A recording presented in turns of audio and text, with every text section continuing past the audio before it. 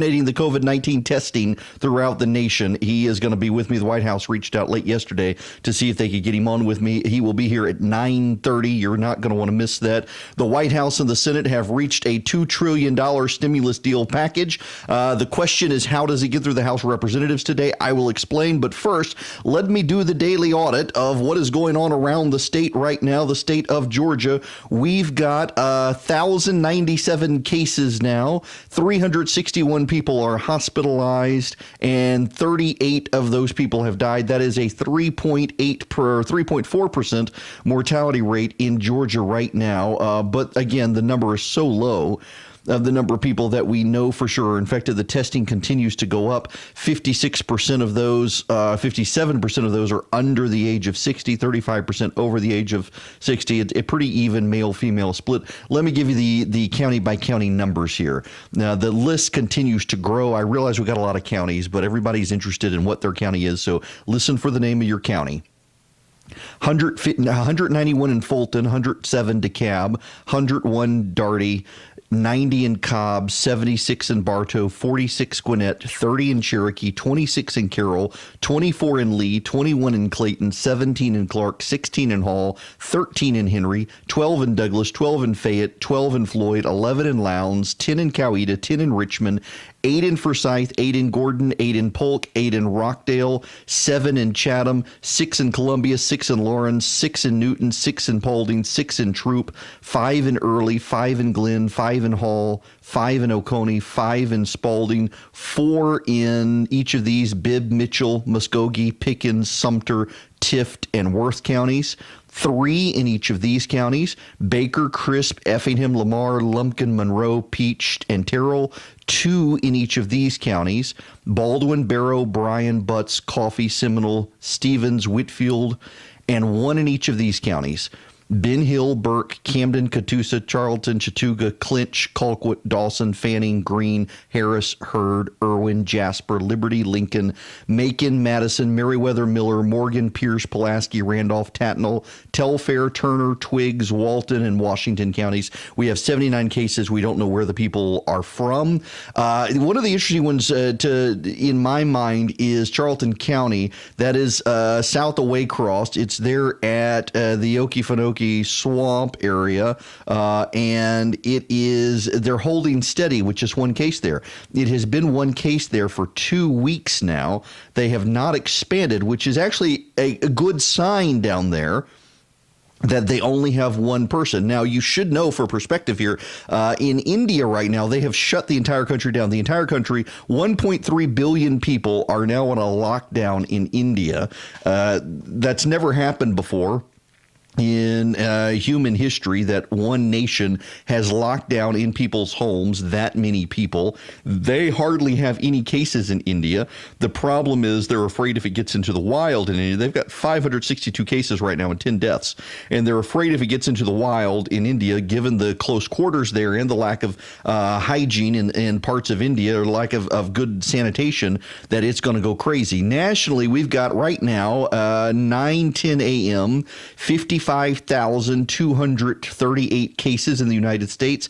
802 people have died. The official recovery number is 354, but obviously more have actually recovered than that.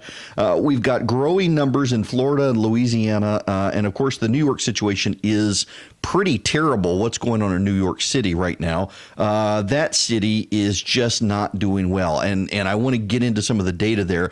But first, I want to bring you up to speed on what the stimulus package has done. The Democrats were forced to abandon many of their preferred pieces of policy and proposals because they didn't actually relate to what was going on.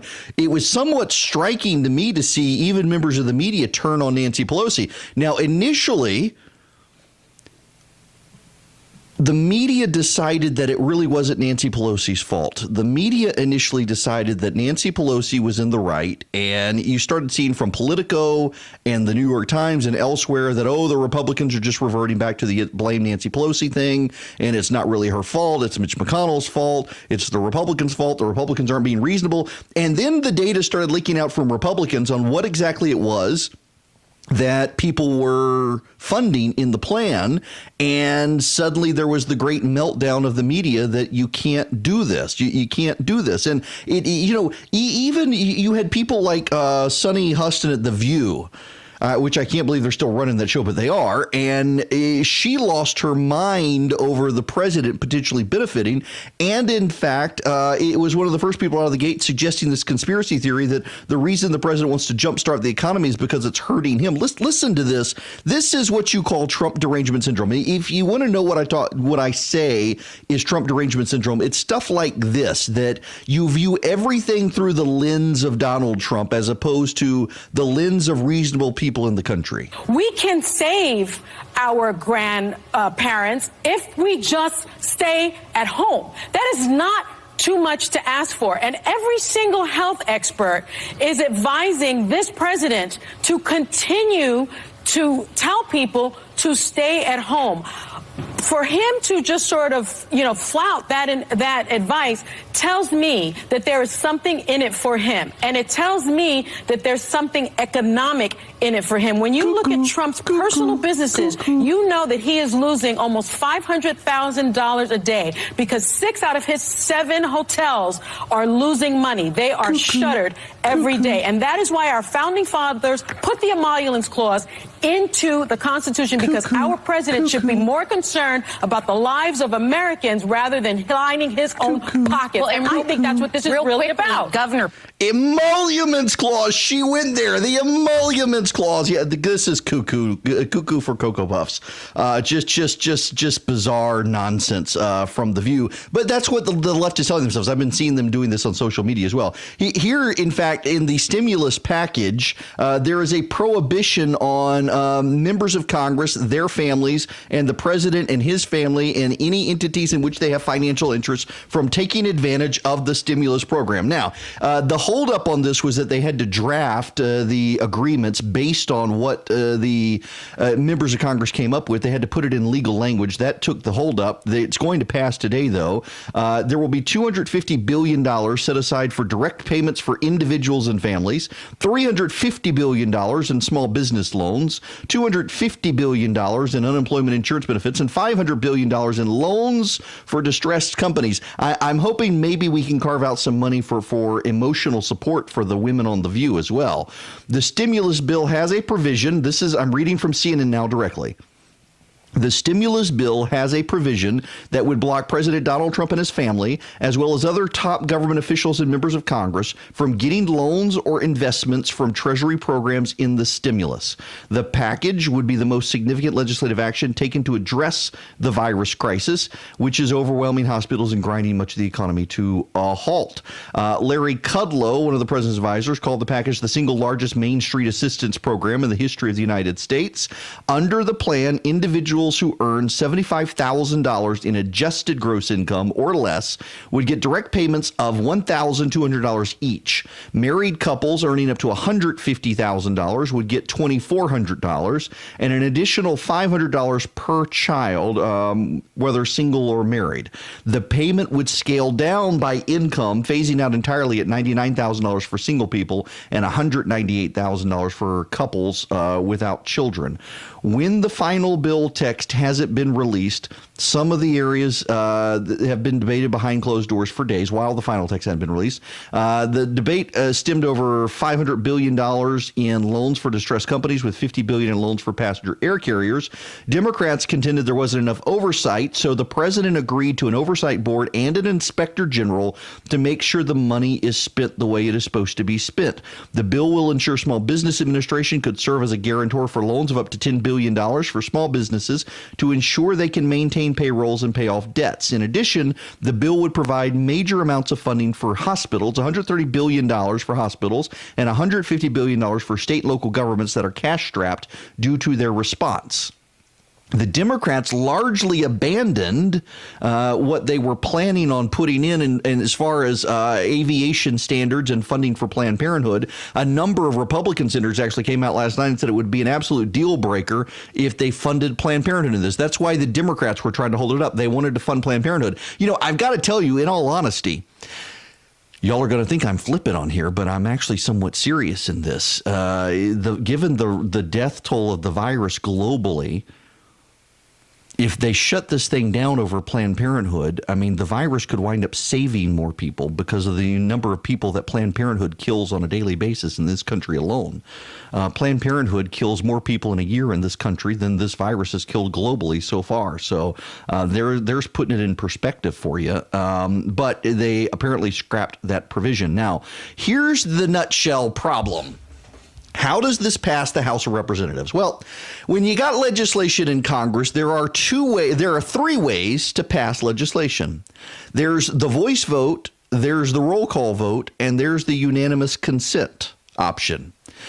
Who's going to be the turd in the punch bowl among Republicans or Democrats who goes down and objects to passing this by unanimous consent in the House? Somebody will. You know somebody will. Unanimous consent is you bring it to the floor and say, I ask by unanimous consent that this pass. No one objects, it passes. Well, that's what they want to do because they don't want people to come back. The virus is spreading through Capitol Hill now. You've got members of Congress's staff have it. Members of Congress have it. Members of the House, members of the Senate, they're all starting to get this. A member of the Secret Service has it. A member of the Capitol Police has it. They don't want these old people in Congress to come back. But if someone goes to the floor of the House and objects to unanimous consent, well, then they got to do something. So what they would want to do is do a voice vote. Well, with a voice vote, all it is the ayes or the nays. So what you can have is a situation where all in favor say aye, aye. All in opposed say no, no. And the speaker says, oh, yeah, I think I heard more yays than nays there, and so I'm going to give it to them. Well, if that happens, then someone can request a roll call vote.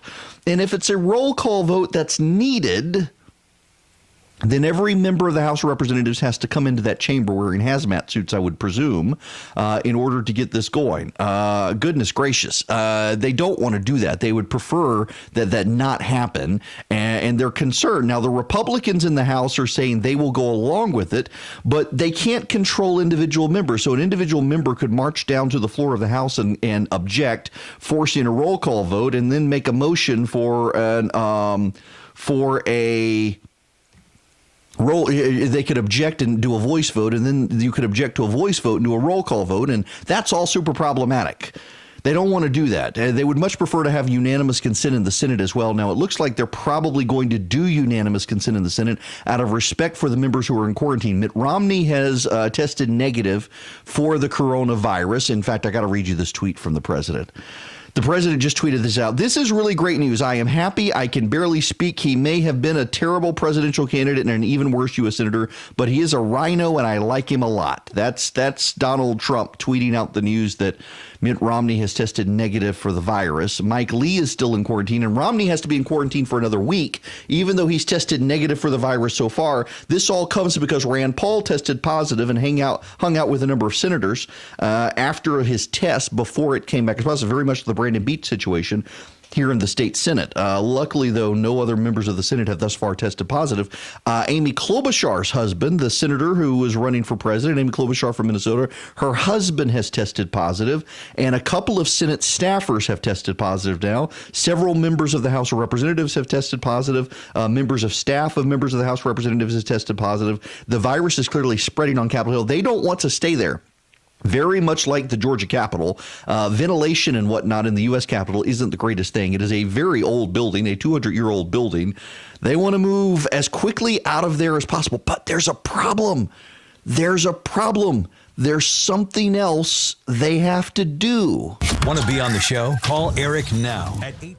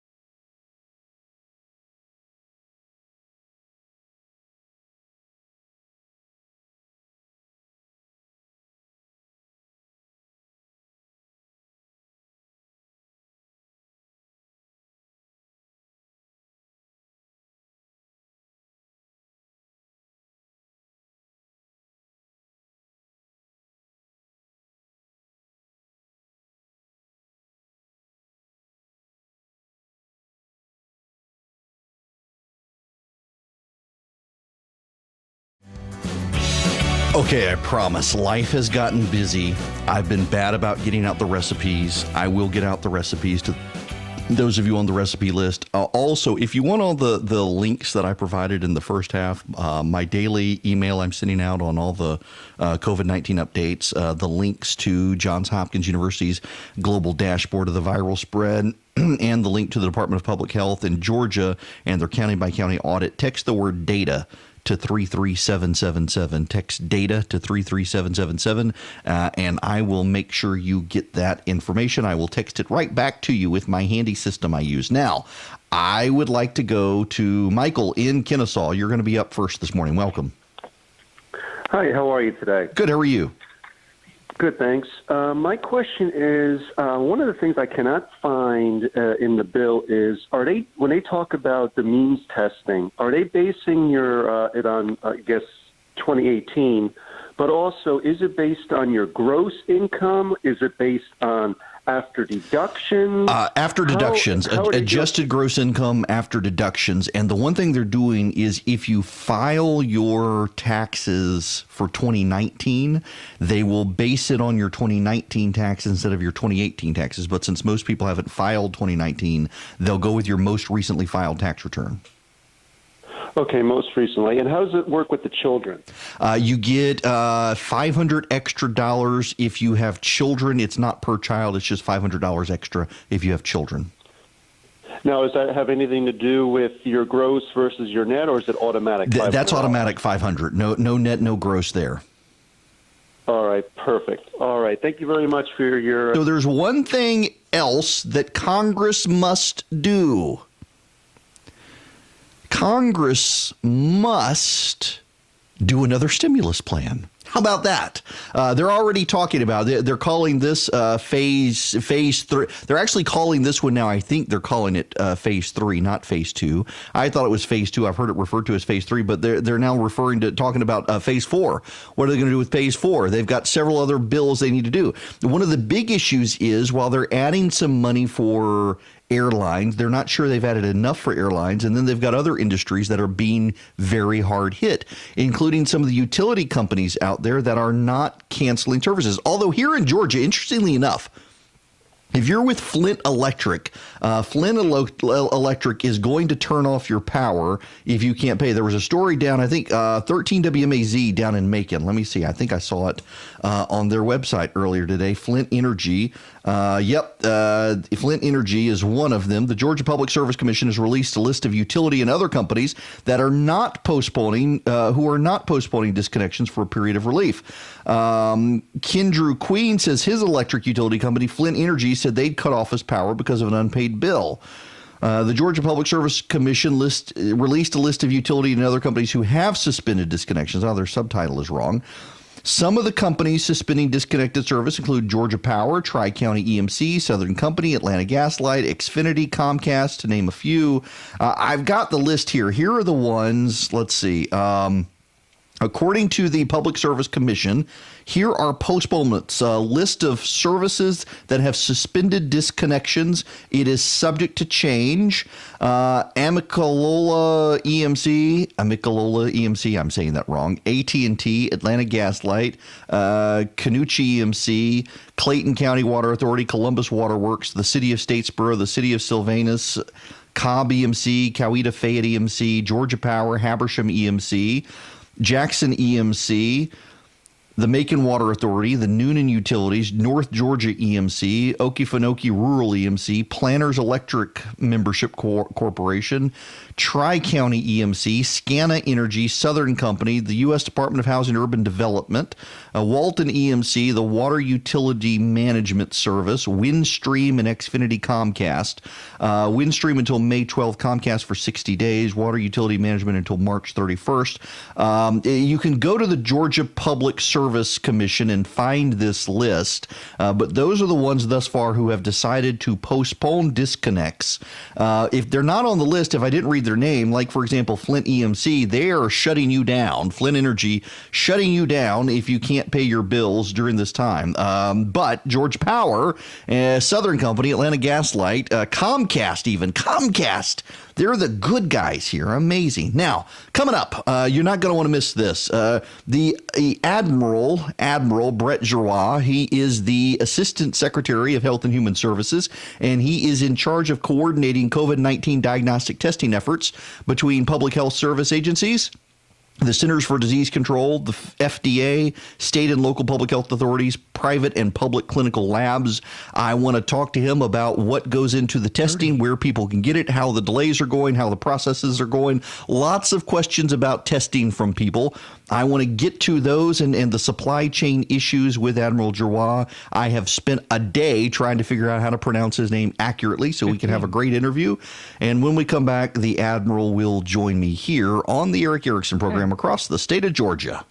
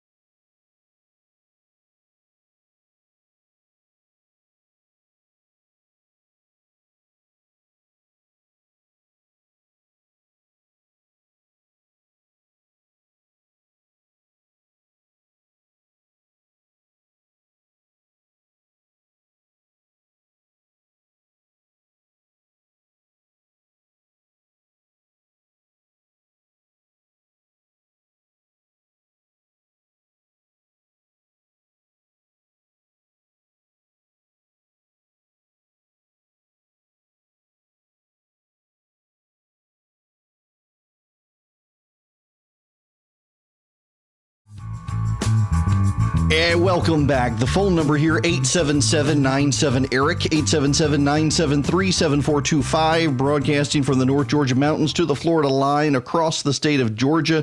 Joining me by phone from Washington, D.C., the Assistant Secretary of Health and Human Services, Admiral Brett Giroir. Admiral, thanks very much for being with me. Yeah, thanks for having me on the show this morning. It's very busy all over, I'm sure. Well, it is, and I want you to know, being from just north of Baton Rouge, I had to look to see how you pronounce your last name, because where I'm from, it's Giroir, and south of Baton Rouge, I know it's Giroir, so I wanted to make sure I had it right for you. You did great. I respond to anything. No problem. Yes, sir. Now, so I know that you pronounce it better than the vice president does, so that's a good mark. So I do want you to know, I saw a video of Kellyanne Conway last night mentioning you, and I texted her and said, I'm going to pronounce his name better than you. Okay, fantastic. All right, Admiral, I know that the White House and Secretary Azar have put you in charge of testing around the country. What can you give us as far as the lay of the land goes? Well, testing is really accelerating quite rapidly as we expected.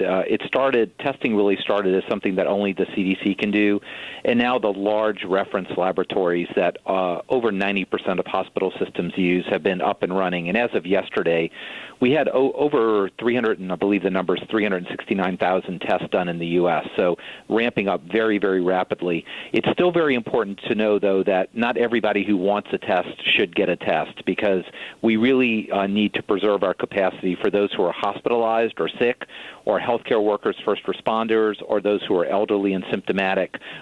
Eventually, testing will be broad spectrum and potentially something you could even do at home and send in. It's not there now, but it's very important for the people who need to get tested. And again, we have large and expanding capacity every day. Now, one of the things that I hear from some people out there is that at this point, what's the point, because the virus has probably spread so much. What's your take on that line of reasoning? Well, for individuals, it depends. Number one, it depends where you are, right? There are certain communities in certain states that they still don't have a case. So if you have a suspected case, you want to diagnose that and be able to contain them, quarantine them. In places where it's all over, the place and spreading quite rapidly, like the New York Cities of the world, it's much more important to focus testing on those for whom it will make a difference either to their care or how the care system cares for them. For example, if there's a patient in a hospital, if they're positive, they may qualify for experimental drug therapy or other things that you would do. If they're negative, you might do other things to them, like accelerate antibiotics, give them steroids, all those sorts of things, so very important. And also, if you know a patient is positive, it really helps the healthcare workers to protect themselves, to use the appropriate personal protective equipment, et cetera. If you're negative, you can go in a clean part of the hospital, and all that doesn't matter, right? So testing is important, but it really depends on the community you're in, on how it's employed, and that's why public health is sort of a local and state thing, because it is different where you are in the stage of the outbreak. Now, one of the people I know who is a dear friend who sings your praises is the former Secretary of Energy, Rick Perry, who is governor of Texas, created their task force on infectious disease preparedness and put you in charge of it. And he's mentioned your name more than once. And as someone who knows how to anticipate pandemic disease, and I guess in particular the situation there was when Ebola patients were coming in. Exactly. How do you develop plans to do this sort of thing? What do you look at? So the plans for, since the mid-2000s, the nation and really every state has developed what we call pandemic influenza plans. And although this is an influenza, it's very similar in many ways, because it's a droplet respiratory spread. It's a respiratory lung disease. It has many characteristics of a pandemic flu, meaning that no one's immune to it because it's a brand new strain. So this is really what we've been doing for 15 years. Now, as you remember, people say, your plans change when the first shot is fired, right? Mm-hmm. So, but it's good to have that plan and to understand and rehearse. And every year there's national rehearsals about how to run through the pandemic scenarios. So it's very important that we've done this because not that we know all the answers, but at least people are thinking about it and have systems and approaches to how to attack the problem. So many things we know. We have a stockpile of personal protective equipment. We have a stockpile of ventilators. We have things, distribution systems. All those things are in place. But again, this is of unprecedented scale that we're facing now, certainly in certain areas like New York City and growing areas like in Louisiana, Washington, Michigan, New Jersey. But we have planned, we have a playbook. The playbook serves as a guide. You can't follow it perfectly because you can't anticipate what's happening. But, there are groups of people, supplies, processes in place that we rehearse and we generally follow. Now, the media, I think, has taken the president's remarks yesterday about opening the country back up around Easter somewhat out of context, where he said he was going to listen to the experts, that's what he would like to do. He's not sure that's the date. What goes into looking at when it's safe for people essentially to come back out of their houses? So I wasn't with the president yesterday, so I was not at that news conference, but I'll just interpret what I heard is that there are a lot of factors that need to be taken into account. We are, one of them is where you are in the infectivity curve, right? So that is very important. But, if we wanted to say that there's zero chance of any coronavirus happening in the country, you can close the country down for an extended period of time. There has to be a balance between what is the risk, and that's the scientific and epidemiology, versus what we need to do as a country. So I think all factors need to be weighed. Remember, the best thing that you could do for health overall is to have the economy going, get people jobs, have them doing things. So there's a lot of factors to weigh in. That clearly is a task force recommendation and a presidential decision. But I have never, I've worked with the president a lot. He is always keenly listening to scientists and medical advisors. He doesn't shut anyone out. He asked everyone's opinion. He listens to it critically. And I'm very confident that this will be a good decision made on the basis of science and all factors. Yeah, Admiral, and for those just tuning in, I'm talking to Admiral Brett Giroir. He's the Assistant Secretary of Health and Human Services right now. And I've somewhat remarked to, for example, Senator Loeffler, who was appointed by Governor Kemp here in Georgia to be in the Senate, that none of us saw this situation coming. Even in December, there were starting to be warning signs in China. And what information goes into the processes, much like you talked about earlier in planning for pandemics, you start seeing this situation happening in China. We suspect they weren't quite as candid as we know they weren't quite as candid as they should have been. But what goes into it, given your position, the level of feedback and information that starts coming in to start realizing something's going on? Well, it's like any operation. You try to get as much information as possible, and clearly, much of the eyes and ears were the CDC. Who have direct contacts and people, on the ground in China, but very good contacts with Chinese CDC. You piece together information that you can get in the open press, on the social media sites. But I think this is the question you're answering. Until China really opened up and became transparent, you try to put together the best information you could. And start planning in that way. The things you didn't know very early was the infectivity. How many people do normal people infect? How quickly it's spreading? What are kind of the symptom patterns, et cetera? And again, we would of course like to know that very, very early. But we did have some view in from the sources that I said, and we began to plan accordingly.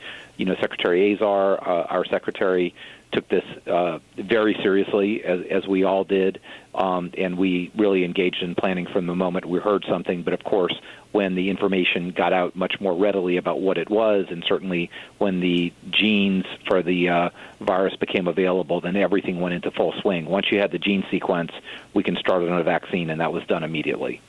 Now, a lot of people, we're entering this contrarian mode where we've been a week of people having to sit on their couch and they're already ready to get back out. And I'm hearing people out there now say, in fact, the Wall Street Journal has an op-ed out today that, well, maybe it's really not as bad as we think, and more people probably have it than we know, and testing hasn't been good. What's your take on that line of thinking?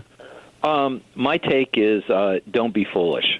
This is absolutely serious. The rate of increase, for example, in New York City is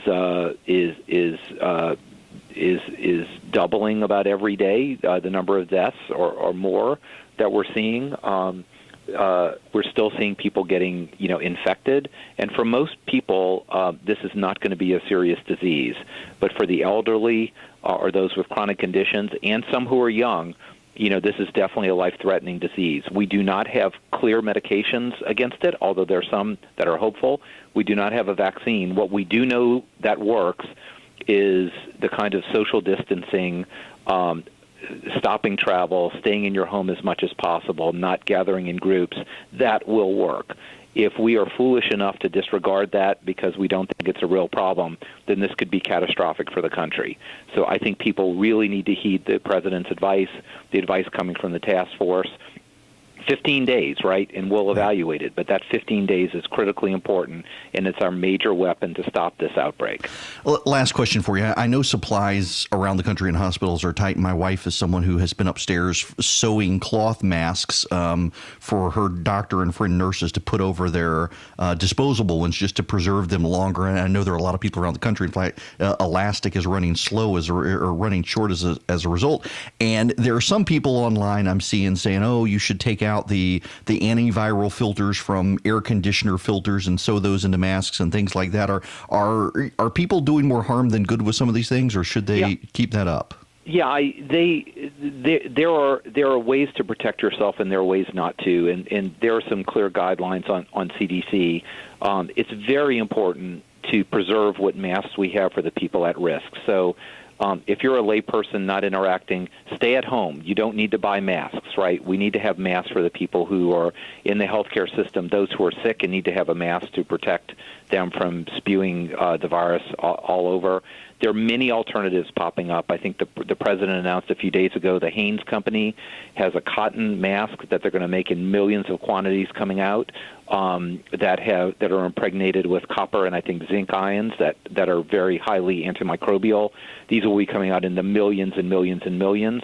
I know here at FEMA we've been scouring the globe and have obtained really massive supplies from around the world, getting supply chains back together, as well as accelerating industry. And the process that goes by, it's very orderly at FEMA. That's why we're here, is that the states understand what they need to make a request through FEMA, and we distribute it. So we have been able to keep up with requests, and it's very important to follow the process because this is a huge, this is the invasion of Normandy, but on a healthcare kind of scenario. It's that complex. It requires that much logistics. We have the logistics lead, Admiral Polacek, from the Joint Staff, who's running our logistics. So this is no kidding, all hands on deck. So I think we're going to we certainly are increasing our supplies. We're finding supplies around the globe, and right now we're keeping up with demand as we see it as requests come in.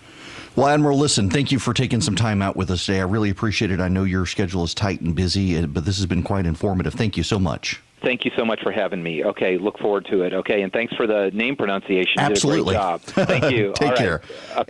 Admiral Brett Giroir, he is the Assistant Secretary of Health and Human Services.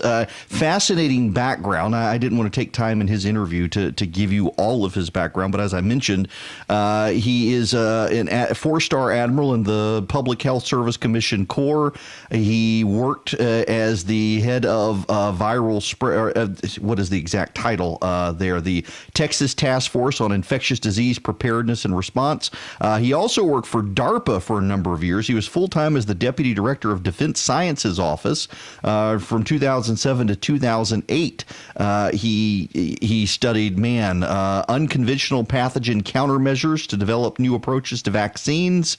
He worked on surviving blood loss to extend the golden hour of trauma, worked on peak soldier performance to explore natural and nutritional mechanisms to maintain warfighter performance, worked on predicting health and disease to develop pre-symptomatic diagnosis for infectious disease.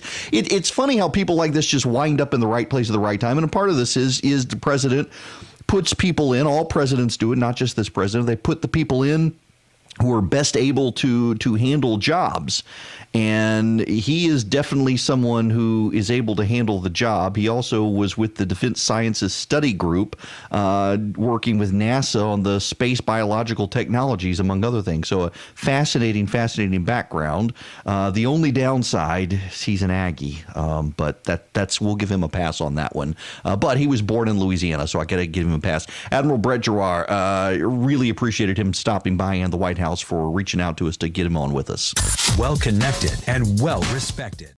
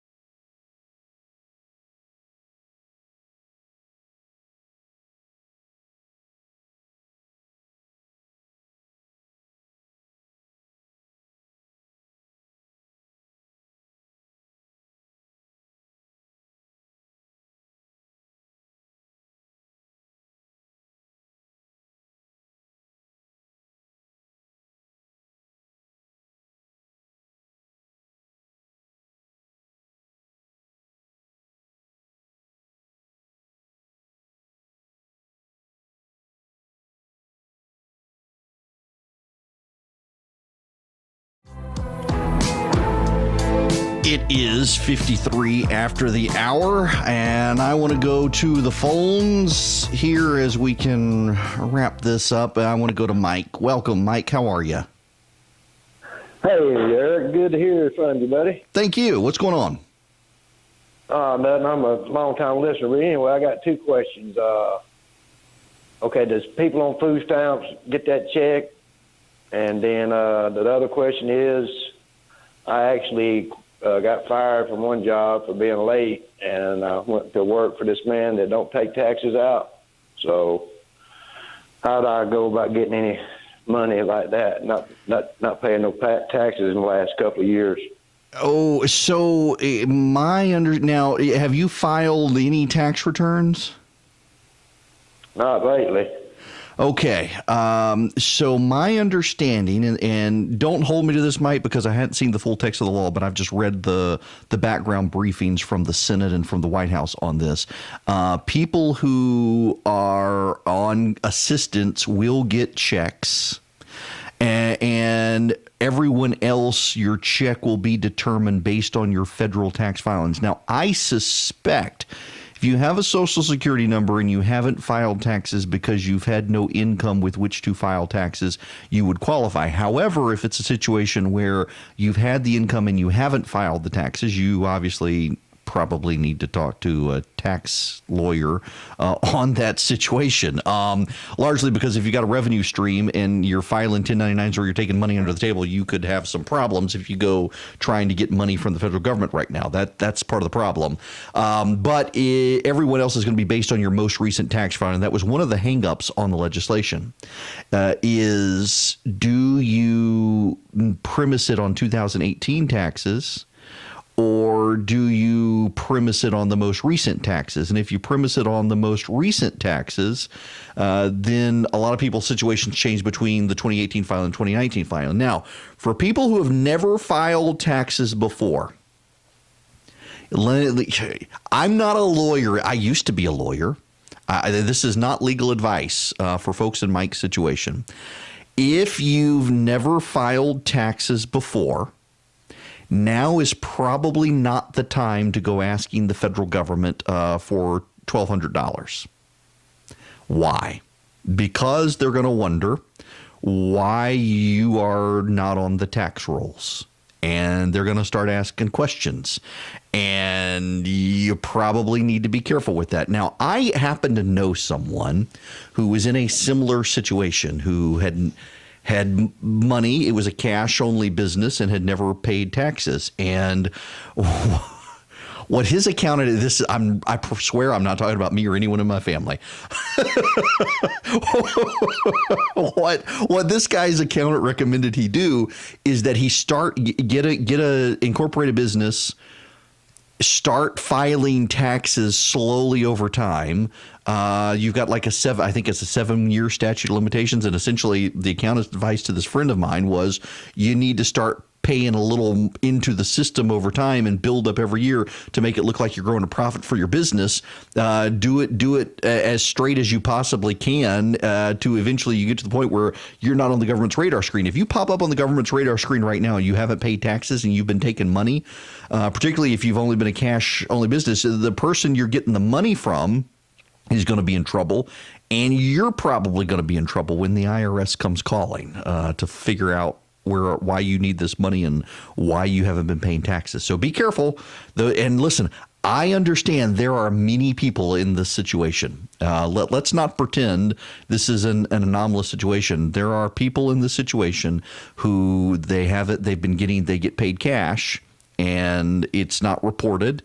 And the IRS, they're not on the IRS radar screen. They've kept off the radar screen, and that's not a bad thing for them. But if they ever got on the radar screen for the IRS, they'd be in a world of hurt. All right. Now, I want to mention to you real quick. You want a sense of this virus. I mentioned the case down in Albany, Georgia, where there was a funeral. Actually, I believe it was 2 funerals and 1 preacher. The preacher was infectious.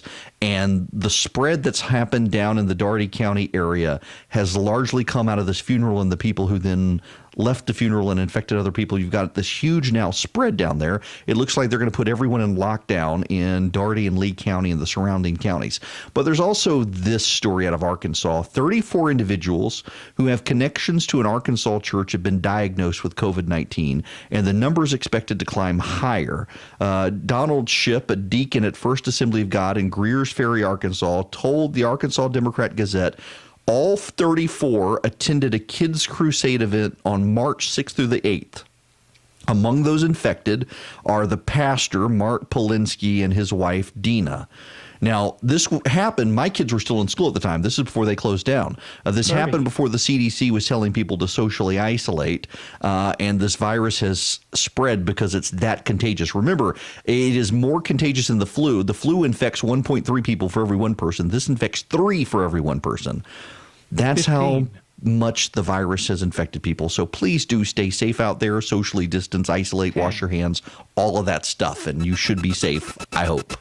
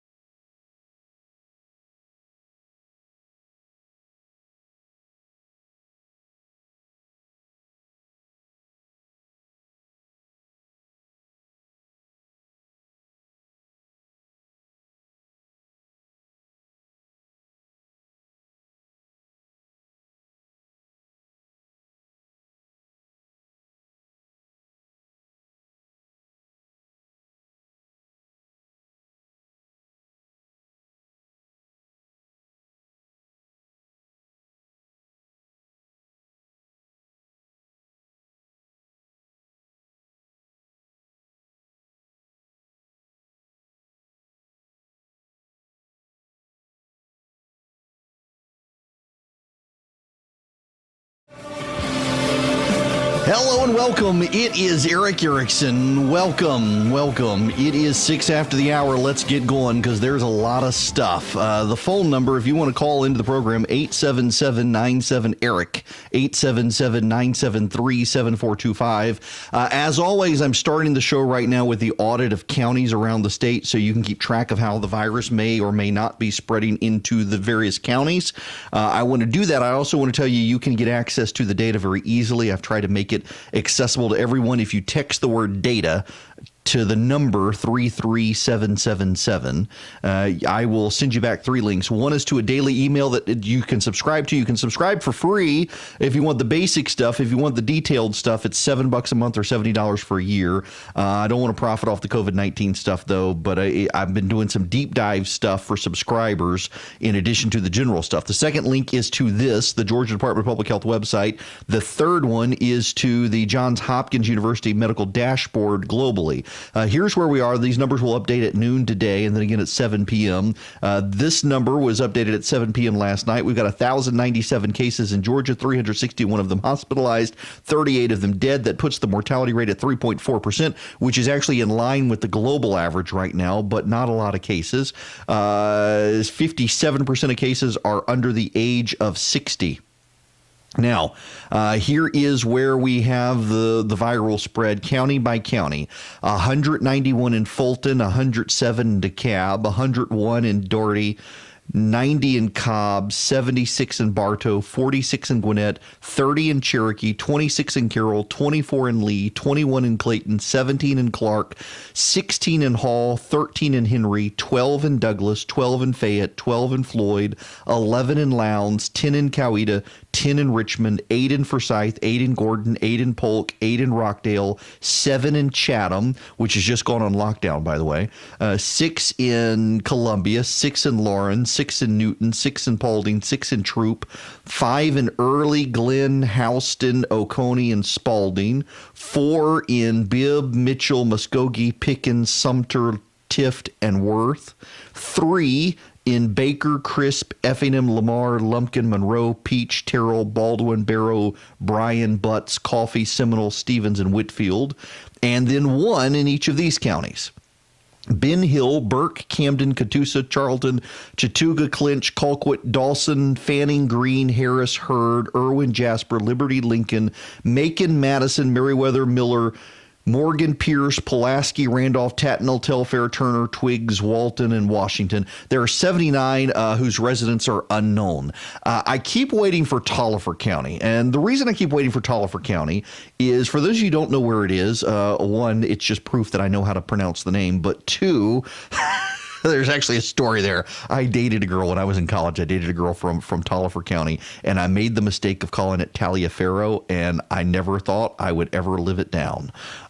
So I keep waiting, and the reason I keep waiting for Taliaferro to show up is because it had been one of those counties surrounded by counties that had nothing.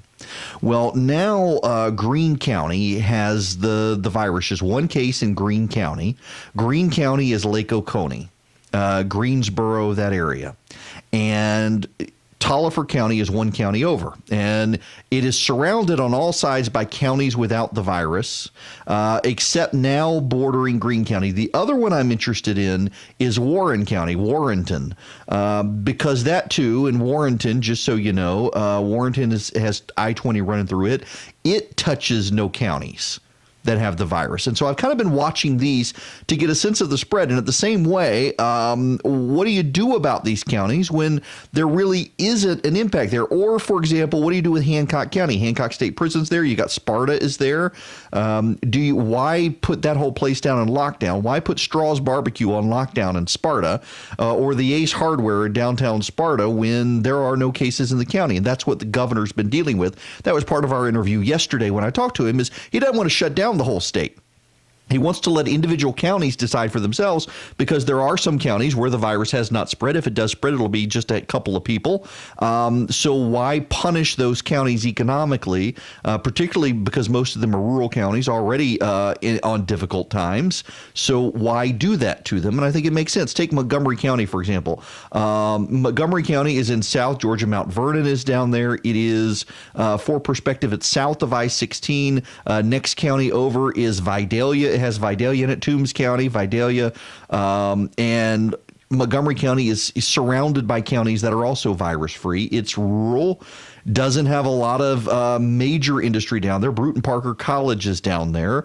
But why punish Montgomery County and force it to completely shut down when it has no cases? That's what the governor is concerned with. Now, let me go to the phones here because Jason's got a relevant question. Jason from Noonan, welcome to the program. How you doing, Eric? I appreciate everything you're doing for us out Thank there. you. I got a question. I missed the interview with the governor yesterday, and my uncle called me because he was listening to you, and he said that there was a comment made that the governor feels like there was, and I could be wrong on this, but he felt the governor said that he has reason to believe that the virus came in our area around December and January. Is that what was stated or not? Yes. The governor, there's increasing suspicion that it was probably spreading in the Atlanta area in December and January. Okay, that's what I had heard because my dad had got sick about that time, and he passed away for but he had about that time he was telling us, he said, don't come around us. He said I've got something that I don't know what I've got, and now he had underlying heart issues too, so he was and he kept telling us, don't come visit me, I'll call you on the phone, this, that, and the other. And I can only speculate, of course, because it was out there. Nothing was known about it. But I was just curious if that's what was said, because I was going to see if there's any definite evidence on how he came across that, because I'm just Jason, I'll tell you the theory behind it, which I'm kind of intrigued by. And Georgia was one of the first states, I think, to do this. They went back through all of the negative flu tests from December and January. And what they found, I am told reliably, I can't get anybody on the record on this, and I'm trying, but I am told reliably that they decided when this started spreading that they could use the flu as a proxy because so many people are getting flu-like symptoms and they don't have the flu. And they saw a spike in flu reports. So they decided, well, why don't we go back and see about the spike in flu reports? And so you go back to December and you start towards the end of December and into January. As this virus is spreading, people are coming here from China and South Korea and Italy on direct flights. They're getting into the population. And what we're seeing is that there was a spike in people with flu-like symptoms who tested negative for the flu towards the after Christmas into January. And so I'm sorry. No, go ahead. I'm sorry. That's exactly the timing, because we were down. Of course, the hospital down here in Noonan is great, but we were down there and it was packed. I mean, just packed down there. And we were, we're going through. Of course, they were giving us masks out then. I mean, everybody's sitting in the mat with masks on. They got to get a little bit ahead of the game. Because I've been in many hospitals through time, because I'm a minister, so I go visit people a lot too.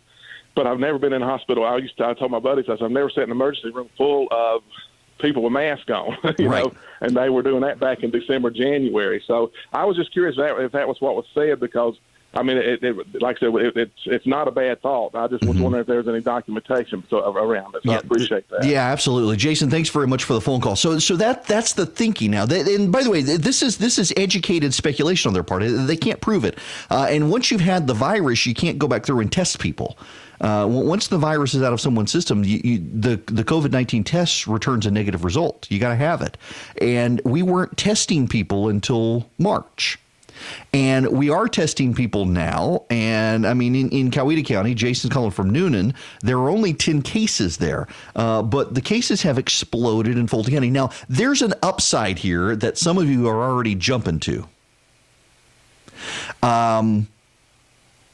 The upside is that if it's spread since the end of December into January and February in Georgia, the mortality rate is probably a lot less. Now, Jason's father passed away. Dr. Fauci, who everyone respects and everyone thinks is a straight shooter, Dr. Fauci says he thinks the virus is more common than we realize, that most of the cases are mild, and that the mortality rate is probably 1%. So in Georgia right now and globally, the mortality rate right now globally is right over 3%. And Georgia right now is matching that. But you take into account New York City, and in New York, based on the diagnosed cases, the mortality rate is 1%.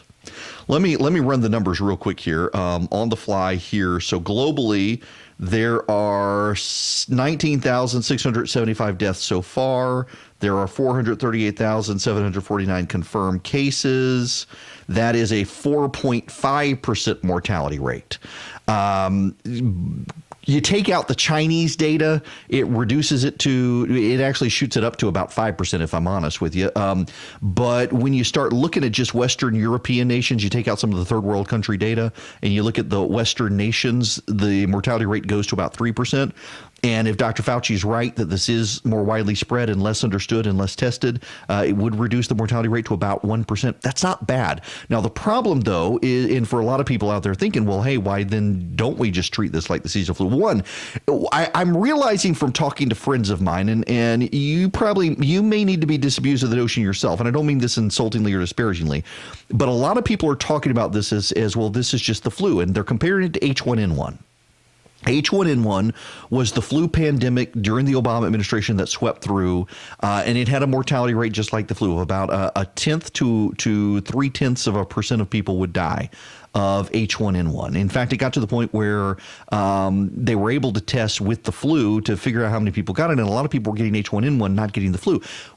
But here's what you need to understand, though. H1N1 is influenza. It's a strain of influenza. There's H1N1, H1N2, H2N2, H2N3. These are all strains of influenza. COVID-19 is not an influenza.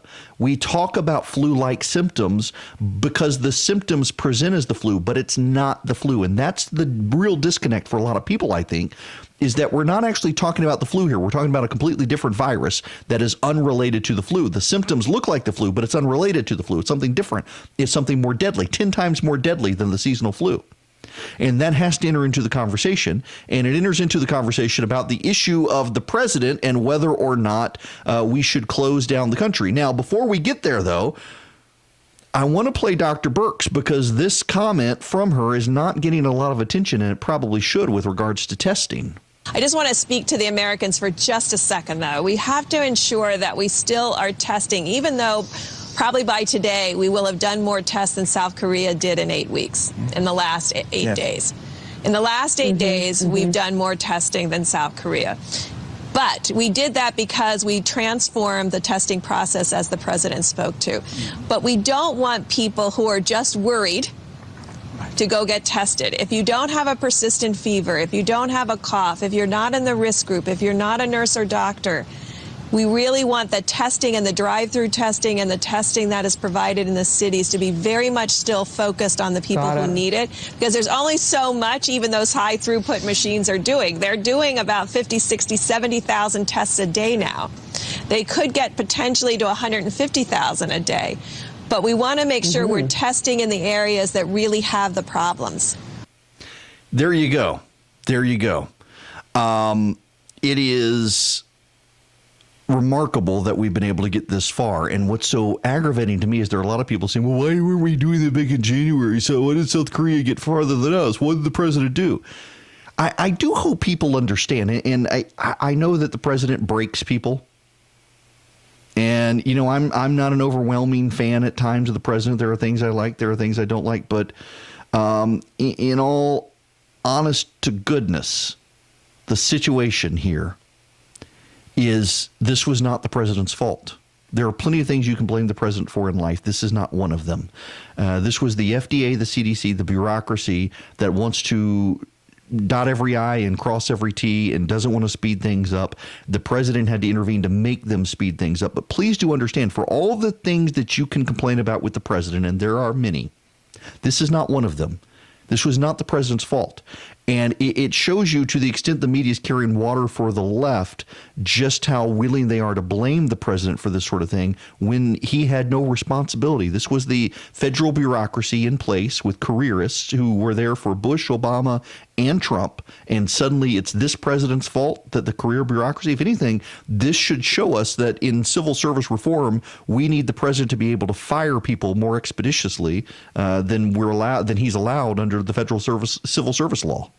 I really do like his opinion on things.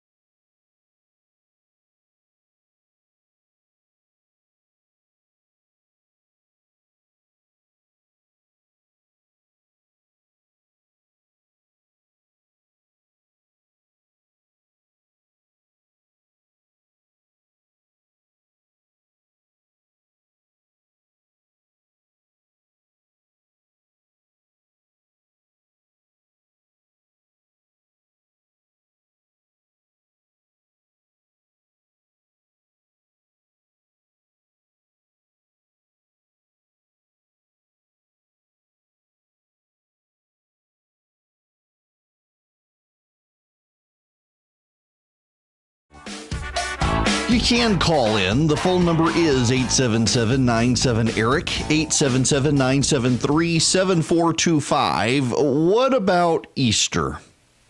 What about Easter? What about shutting it down?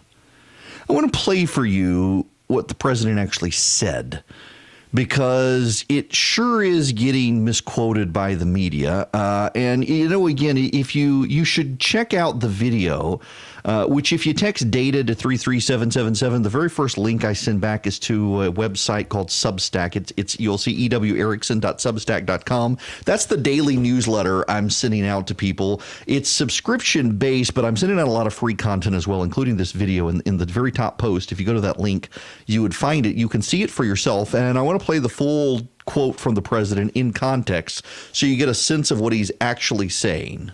During our town hall today, you threw out a date where you think America can be working again, and that's Easter Sunday. Yeah. That's 19 days from now.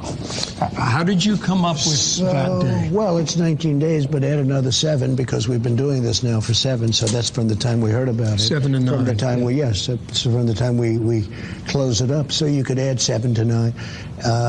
Look, Easter's a very special day for me.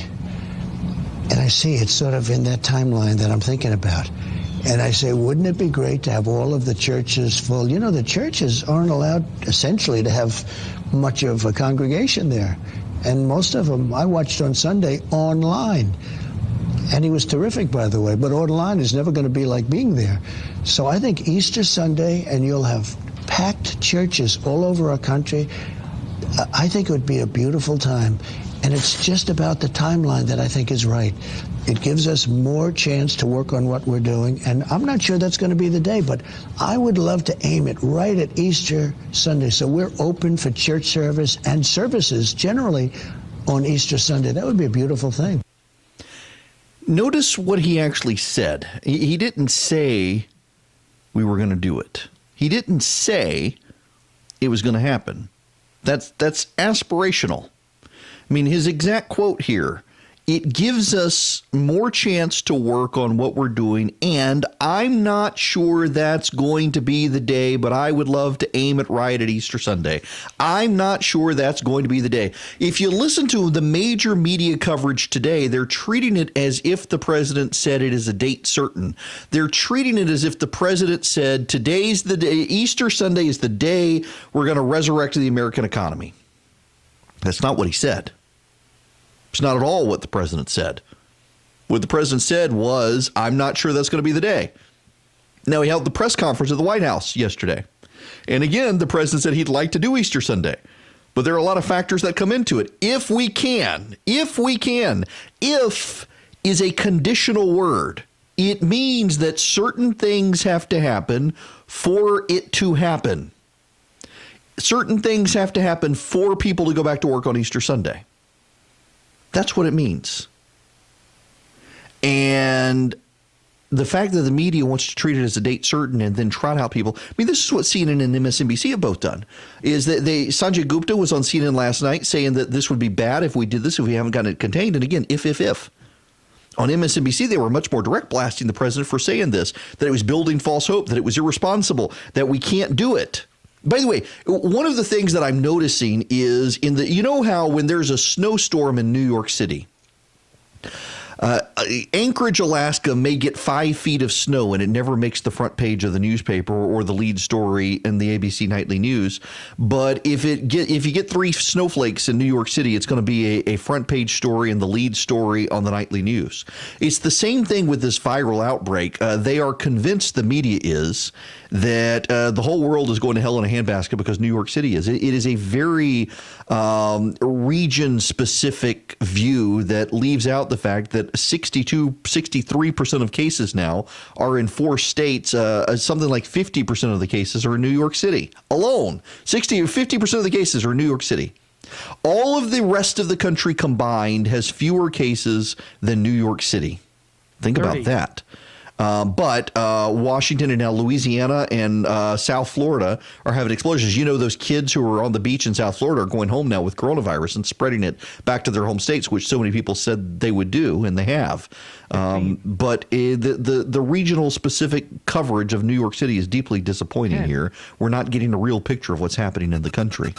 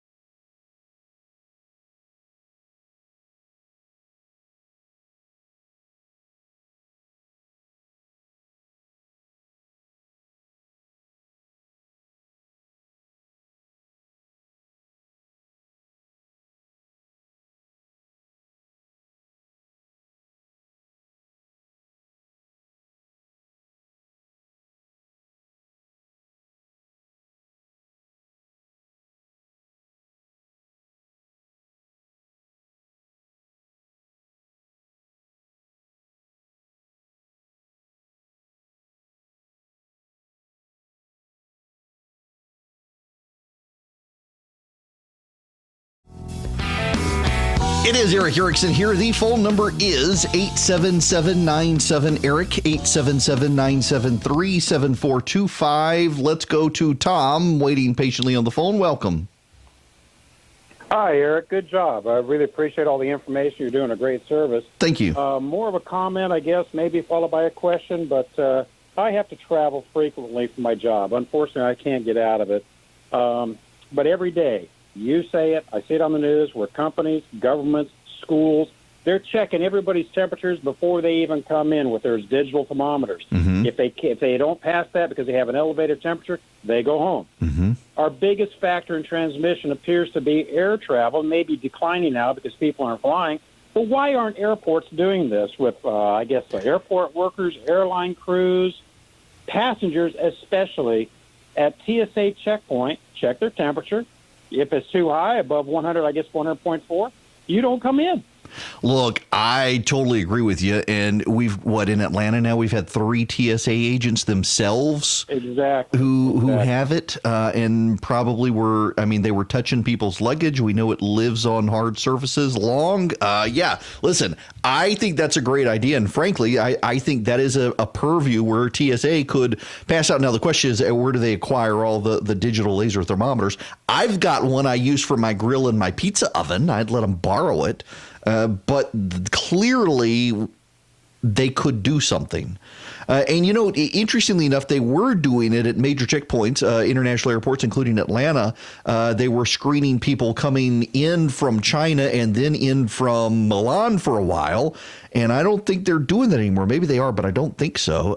Tom Lisk, I think that's a no-brainer of an idea. They should be doing that. Now, related to all of that, I want to play a clip here from Governor Andy Beshear of Kentucky, talking about some people who haven't been taking this whole situation seriously.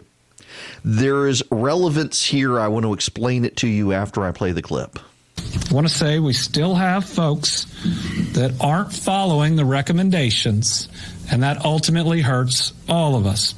I'm about to do the update today of new cases, but I want to say, without identifying which one, we have a positive case today from someone who attended a coronavirus party.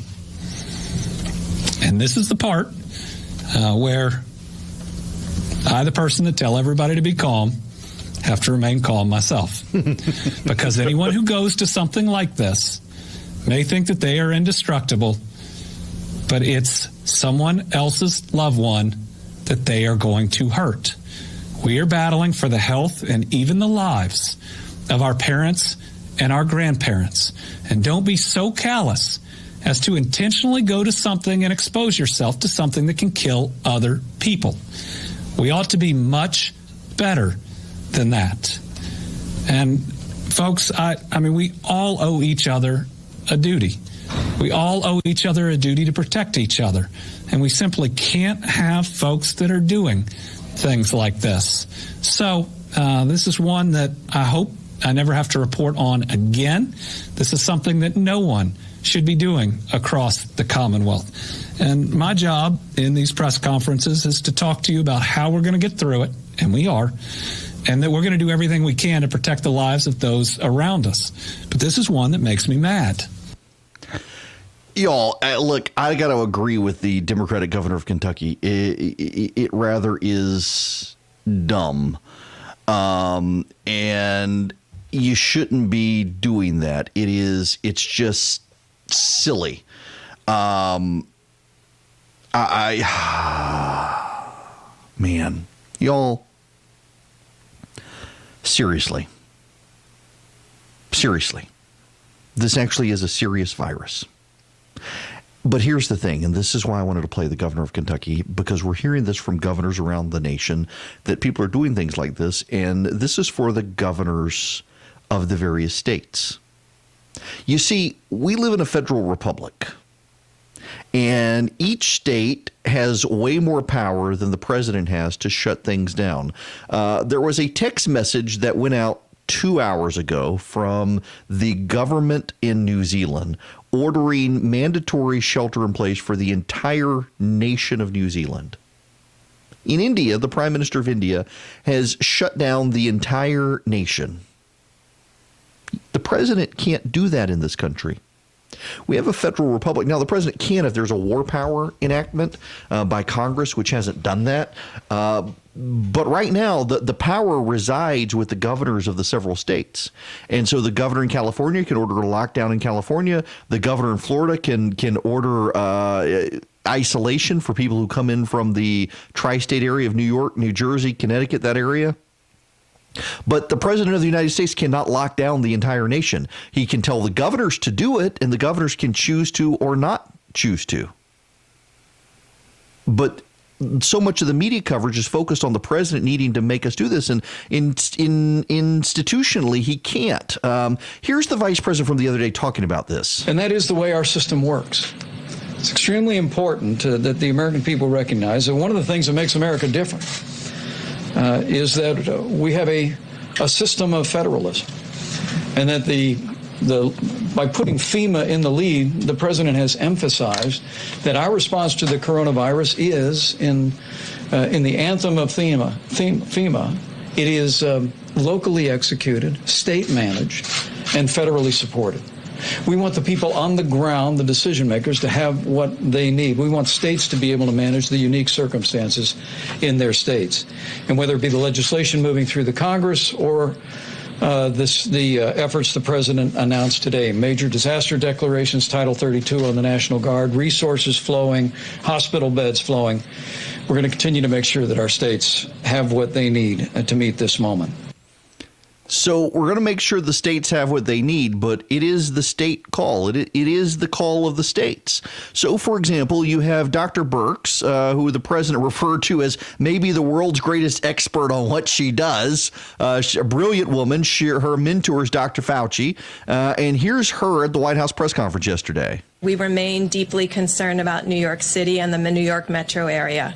About 56% of all the cases in the United States are coming out of that metro area, and 60% of all the new cases are coming out of the metro New York area, and 31% of the people succumbing to this disease.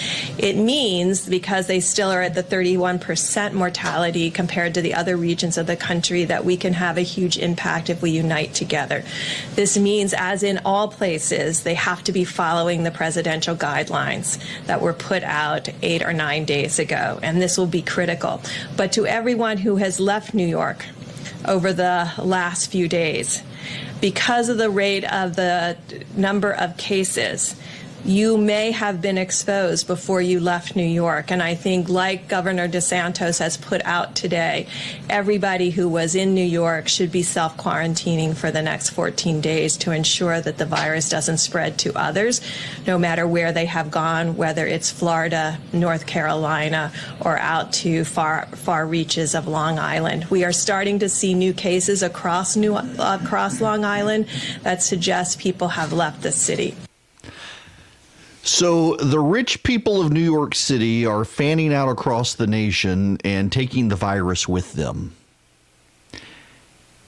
The governor of New York could do something about that. The mayor of New York could do something about that. They haven't done anything. Instead, they're demanding that Washington help, and we have a federal republic. Washington can only do so much. The governor of Florida is demanding that people who fly in from New York and the surrounding states from New York quarantine themselves for 14 days. He's insisting that they do it, and not with their family. They got to do it by themselves. But there's only so much the president can do. We do have a federal republic, and the system works by having the governors act. That's what you see in Georgia. And what do you get from the media now? The media gives you this very specific urban bias. It is the government must do something bias. Now, I don't want to spend a lot of time here, but it is worth noting. A friend of mine who is a reporter who I won't give you her name, but I deeply respect her. She is a dear friend, and she's very good at what she does. But even she admits that she and many of her colleagues have a good government bias. And a good government bias is a government that does stuff for people's well-being. And because she is a national political reporter, it is a good government bias about Washington. And she freely admits that this is a bias against conservatives because conservatives want to limit the size and scope of the federal government. And this is why I have great respect for her, she recognizes she has this bias, and she works very hard to cover accurately conservative ideas on why just because the federal government can do some good, the federal government should not necessarily do it. There are other ways to do the same good. And I highly respect her for recognizing her bias and seeking out contrary opinion for a different vantage point. But this is a bias. We get it with the Atlanta Journal-Constitution, which is in Atlanta, demanding the governor shut down the entire state. When's the last time anybody from the Atlanta Journal-Constitution went down to Appling County? When is the last time anybody in the AJC went down to Douglas, Georgia? Not Douglasville, not Douglas County, but Douglas, Georgia, in South Georgia. When is the last time anybody from the Atlanta Journal-Constitution went down to Waycross or to Alma or to Baxley or Hazelhurst or Mount Vernon or Vidalia or Lyons or Nunez or Swainsboro or Blunn or Somerton or Blundale or Louisville or Wren? When have they gone to these places? These are places that are unimpacted by the virus. They are smaller towns, some of them on federal highways, some of them not, and they want the entire state to shelter in place. There is a restaurant in Wren, Georgia, just up the street from the local IGA, called Peggy's. Why does Peggy's need to shut down in Wren, Georgia, when no one there has encountered the virus that we know of? And they can say, well, it has spread. Even the governor thinks it may have been here longer. But isn't that an admission against interest then that maybe Dr. Fauci is right? It's not a 3% mortality rate. It's a 1% mortality rate. And 85-90% of the cases actually will be mild. Listen, and I'm on the side of we do need to shelter in place. But I'm also on the side of regions and regionalism matters in this country. And that's part of what the president and his team are doing that I think is commendable, that I want to get into here in the next hour. We have a president and his team have modeled zip code by zip code the nation.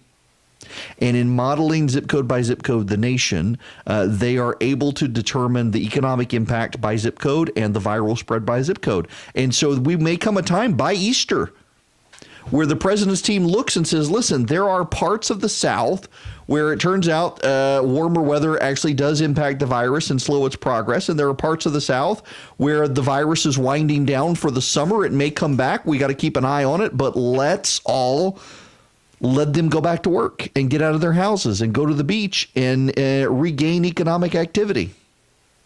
Why not? Why not allow them to do that?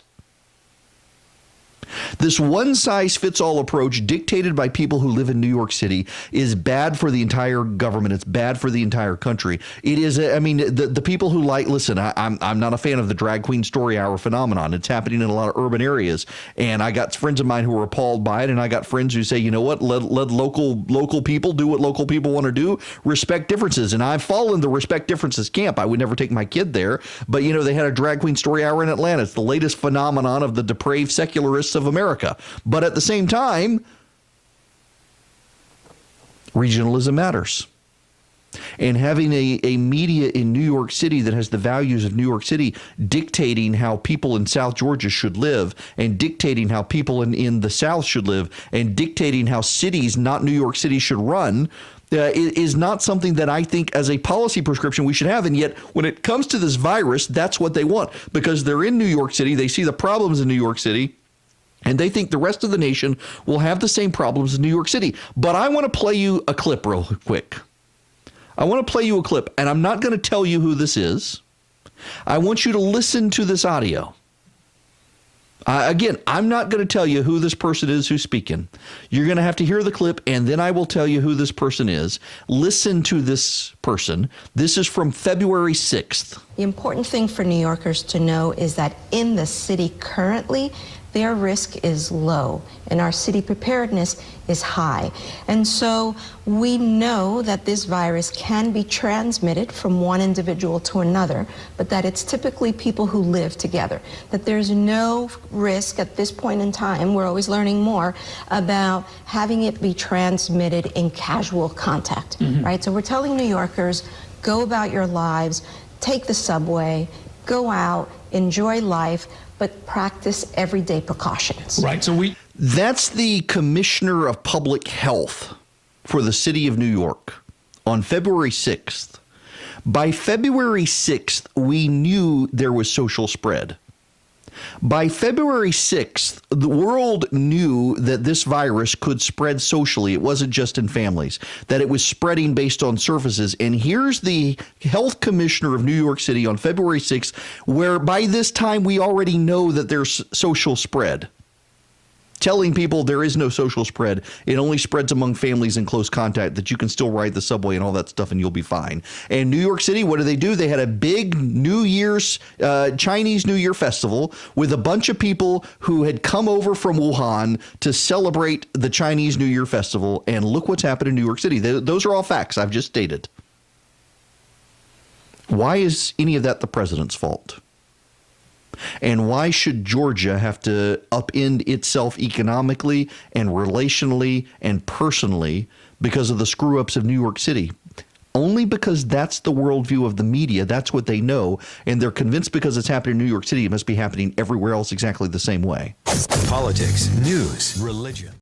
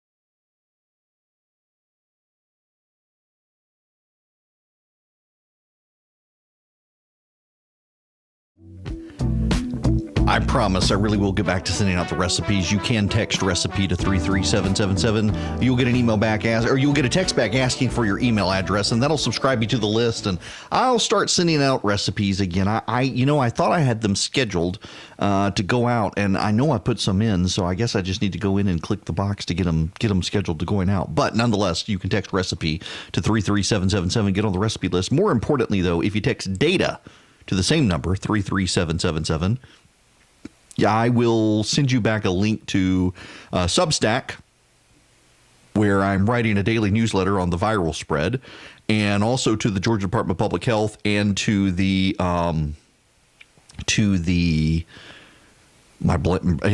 Hopkins. Sorry, my brain is blanking on me because I've said it so much. I gotta read you something that I wrote at Substack this morning. This is what I wrote. I suspect we are about to see very loud calls for the White House press briefings to be canceled. Why? Because the president's approval rating is going up. We have witnessed the press for several years demand briefings from the White House. They are now getting them every day. The president's approval has gone up correspondingly. Therefore, I can conclude we will start to see screams about the briefings. We'll hear that it is impossible for Fauci and Birx to work if they're already on TV. We'll hear that the president is lying and harming the public. Heck, look at the reporters trying to time to idiots taking fish tank cleaner because it contains chloroquine phosphate. The press is going to now oppose what they've long demanded because these briefings are helping the president. Sure enough, I wrote that this morning. In fact, I wrote it last night and sent it out this morning. And sure enough, public radio in Seattle has announced that Seattle's national public radio station will no longer air the White House briefings on COVID-19 because of a pattern of false or misleading information. I told you. It is that predictable that the media would do this. For Farhad Manjoo, what's his name?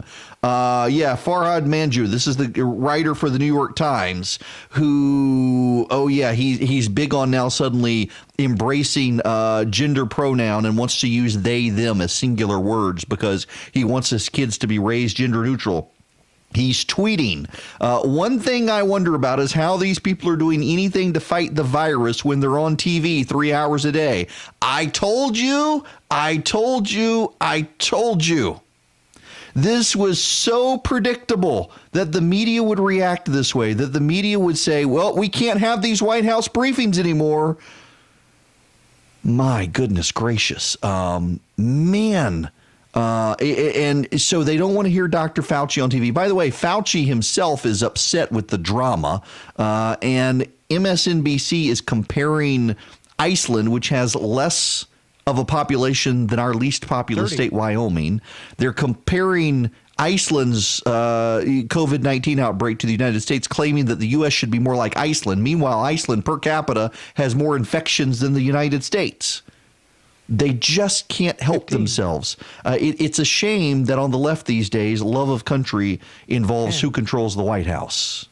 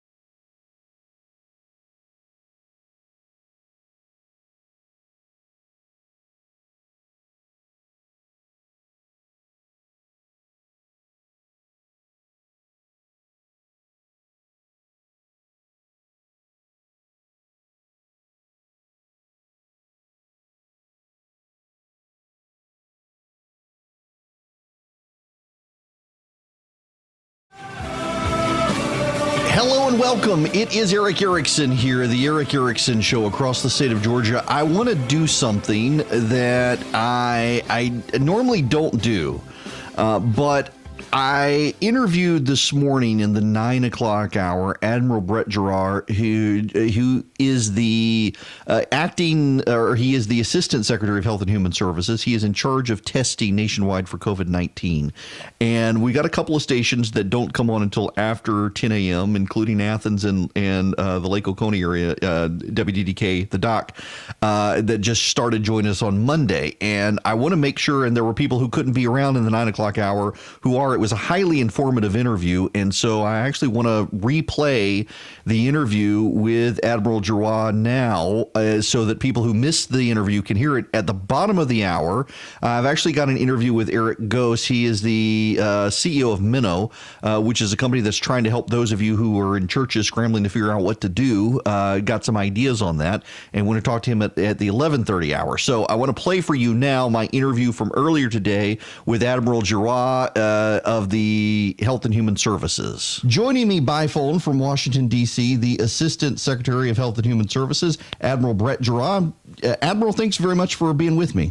Yeah, thanks for having me on the show this morning. It's very busy all over, I'm sure. Well, it is, and I want you to know, being from just north of Baton Rouge, I had to look to see how you pronounce your last name, because where I'm from, it's Giroir, and south of Baton Rouge, I know it's Giroir, so I wanted to make sure I had it right for you.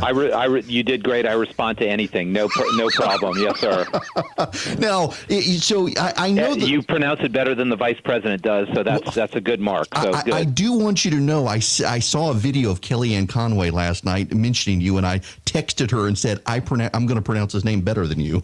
Okay, fantastic. All right, Admiral, I know that the White House and Secretary Azar have put you in charge of testing around the country. What can you give us as far as the lay of the land goes?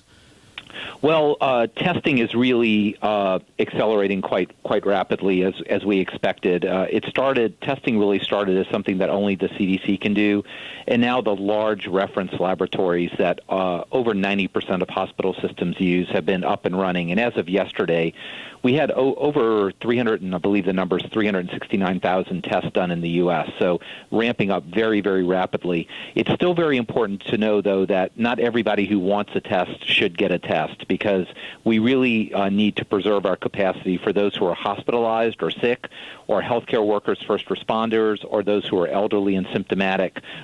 Eventually, testing will be broad spectrum and potentially something you could even do at home and send in. It's not there now, but it's very important for the people who need to get tested. And again, we have large and expanding capacity every day.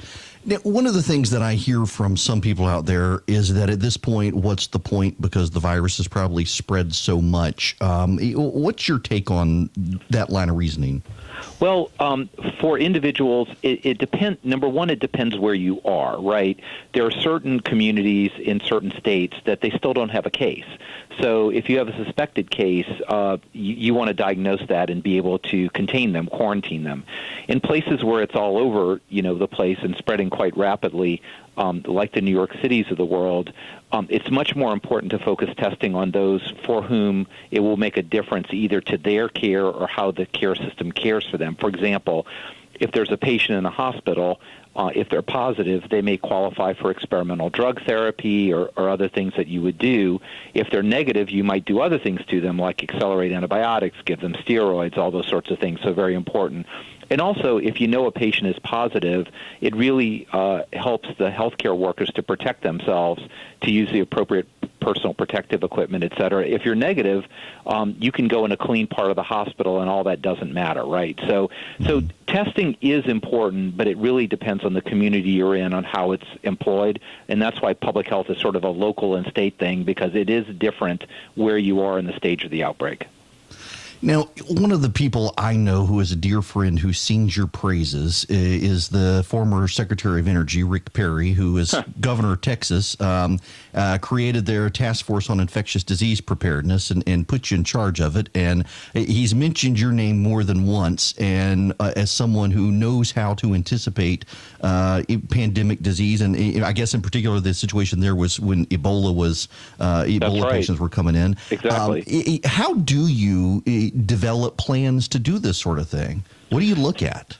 So the plans for, since the mid-2000s, the nation and really every state has developed what we call pandemic influenza plans.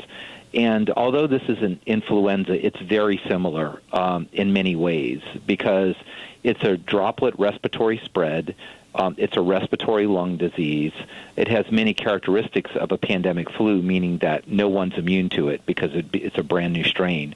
So this is really what we've been doing for 15 years. Now, as you remember, people say, your plans change when the first shot is fired, right? Mm-hmm. So, but it's good to have that plan and to understand and rehearse. And every year there's national rehearsals about how to run through the pandemic scenarios. So, it's very important that we've done this because not that we know all the answers, but at least people are thinking about it and have systems and approaches to how to attack the problem.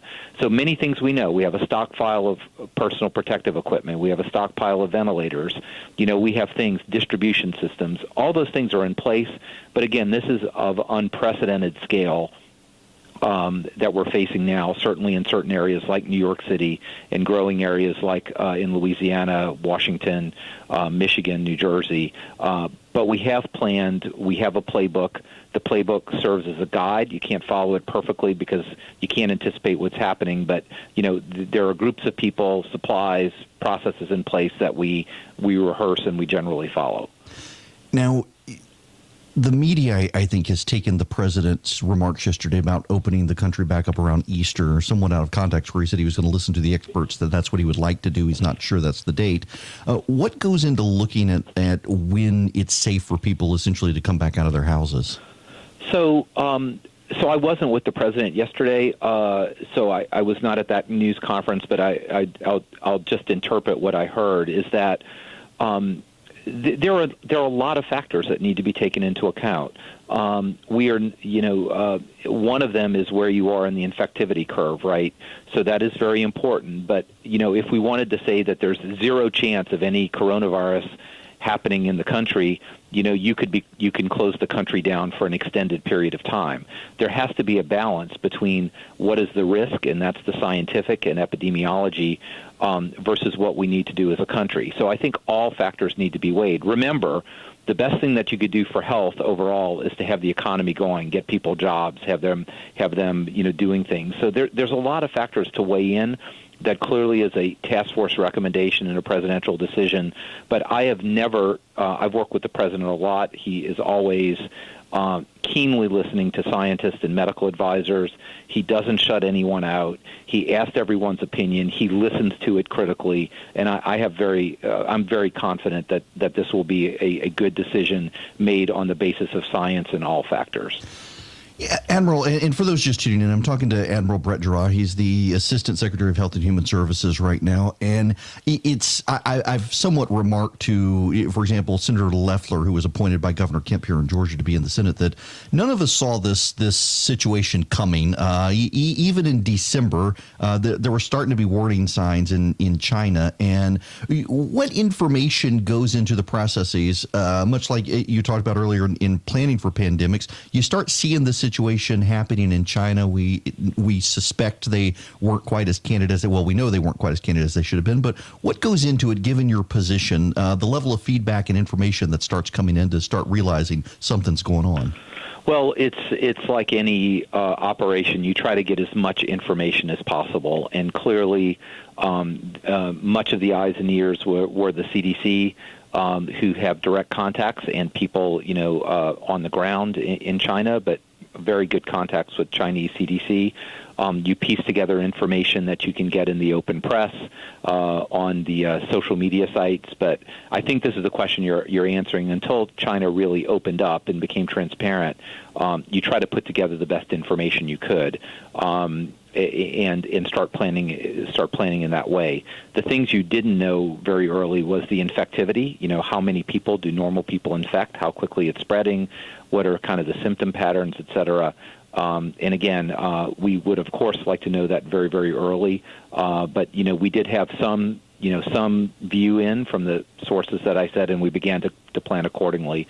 Secretary Azar, our secretary, took this very seriously, as we all did, and we really engaged in planning from the moment we heard something. But of course, when the information got out much more readily about what it was, and certainly when the genes for the virus became available, then everything went into full swing. Once you had the gene sequence, we can start on a vaccine, and that was done immediately. Now, a lot of people, we're entering this contrarian mode where we've been a week of people having to sit on their couch and they're already ready to get back out. And I'm hearing people out there now say, in fact, the Wall Street Journal has an op-ed out today that, well, maybe it's really not as bad as we think, and more people probably have it than we know, and testing hasn't been good. What's your take on that line of thinking? My take is don't be foolish.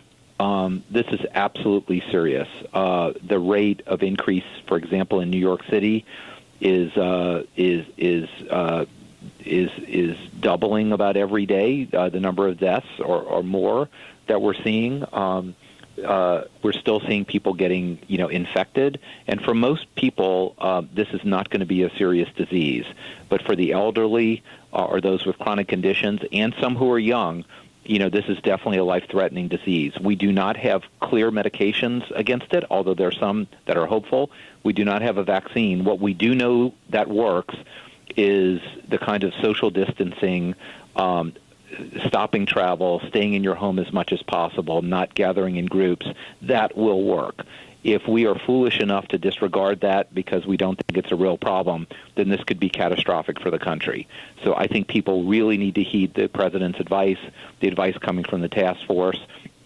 15 days, right, and we'll evaluate it. But that 15 days is critically important, and it's our major weapon to stop this outbreak. Last question for you. I know supplies around the country in hospitals are tight. My wife is someone who has been upstairs sewing cloth masks for her doctor and friend nurses to put over their disposable ones just to preserve them longer. And I know there are a lot of people around the country. In fact, elastic is running slow or running short as a result. And there are some people online I'm seeing saying, oh, you should take out the antiviral filters from air conditioner filters and sew those into masks and things like that. Are people doing more harm than good with some of these things, or should they keep that up? Yeah, there are ways to protect yourself, and there are ways not to, and there are some clear guidelines on CDC. It's very important to preserve what masks we have for the people at risk. So if you're a layperson not interacting, stay at home. You don't need to buy masks, right? We need to have masks for the people who are in the healthcare system, those who are sick and need to have a mask to protect them from spewing the virus all over. There are many alternatives popping up. I think the president announced a few days ago the Hanes Company has a cotton mask that they're going to make in millions of quantities coming out that are impregnated with copper and I think zinc ions that are very highly antimicrobial. These will be coming out in the millions and millions and millions. I know here at FEMA we've been scouring the globe and have obtained really massive supplies from around the world, getting supply chains back together, as well as accelerating industry. And the process that goes by, it's very orderly at FEMA. That's why we're here, is that the states understand what they need to make a request through FEMA, and we distribute it. So we have been able to keep up with requests, and it's very important to follow the process because this is a huge, this is the invasion of Normandy, but on a healthcare kind of scenario. It's that complex. It requires that much logistics. We have the logistics lead, Admiral Pawachek, from the Joint Staff, who's running our logistics. So this is no kidding, all hands on deck. So I think we're going to we certainly are increasing our supplies. We're finding supplies around the globe, and right now we're keeping up with demand as we see it as requests come in. Well, Admiral, listen, thank you for taking some time out with us today. I really appreciate it. I know your schedule is tight and busy, but this has been quite informative. Thank you so much. Thank you so much for having me. Okay, look forward to it. Okay, and thanks for the name pronunciation. You Absolutely. did a great job. Thank you. All right. Take care. Well connected and well respected. It's Erick Erickson, live every weekday. It may be hard to believe, but people just like you are already saving money. FeedThePig.org makes it easy. Their simple savings plan teaches you how to start saving without going overboard. So you don't need to ditch the car and start rollerblading to work. I look ridiculous. You look ridiculous! You don't need to start foraging wild berries. I was skeptical, but these are actually pretty good. You don't need to sell your organs on the black market. Lie back. This is gonna hurt. Yeah, that hurts. You don't need to rent out your apartment to drifters. I made a fire with the wood in your bedroom. That's my dresser! And your closet door. You just need an internet connection.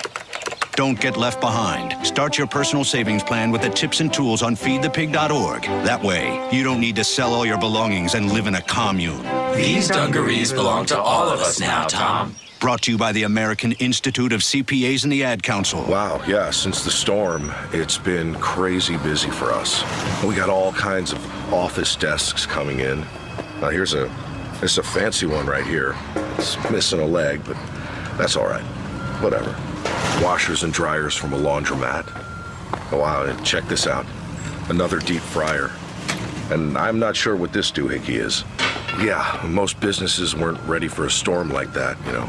But our work's really piling up here at Roberts & Son Salvage. What will become of your business after a disaster? Nearly 2/3 of businesses aren't prepared for an emergency, and 40% of businesses that experience a disaster never recover. Make an emergency plan now, before it's too late. For a free online tool that helps you develop an emergency plan to keep your business up and running should disaster strike, visit ready.gov/business. Brought to you by the Federal Emergency Management Agency, the American Red Cross, and the Ad Council. Okay, forest animals, today is a new day. Kids are coming to the forest, and it's up to us to make their visit a good one. Sparrow. Yes? Have you practiced the most popular bird songs for the year? Of course. Catchy. I like it. Okay, River. Dude. How's the temperature? It's a refreshing 52 degrees, man. Perfect for a little riverside shoeless relaxation. Ah, good. Owl, you here? Course. Who's asking? I am. Look, you know the drill. Sleep during the day, scare the kids at night. Perfect. I love my job. Oak Tree? Sup? Still in the same place I left you last year. That's what I like. Consistency. Well, it's not like I'm going anywhere for the next couple hundred years. I know. I love it. Turtle. Turtle. He's not here yet, man. He's late every morning. You'd think he would have learned by now to leave the night before our meetings. Okay. Squirrel. Has anybody seen Mr. Squirrel? The forest has been preparing just for you. Visit a forest near you today. To learn more about cool things to do in the forest, visit discovertheforest.org. Brought to you by the U.S. Forest Service and the Ad Council.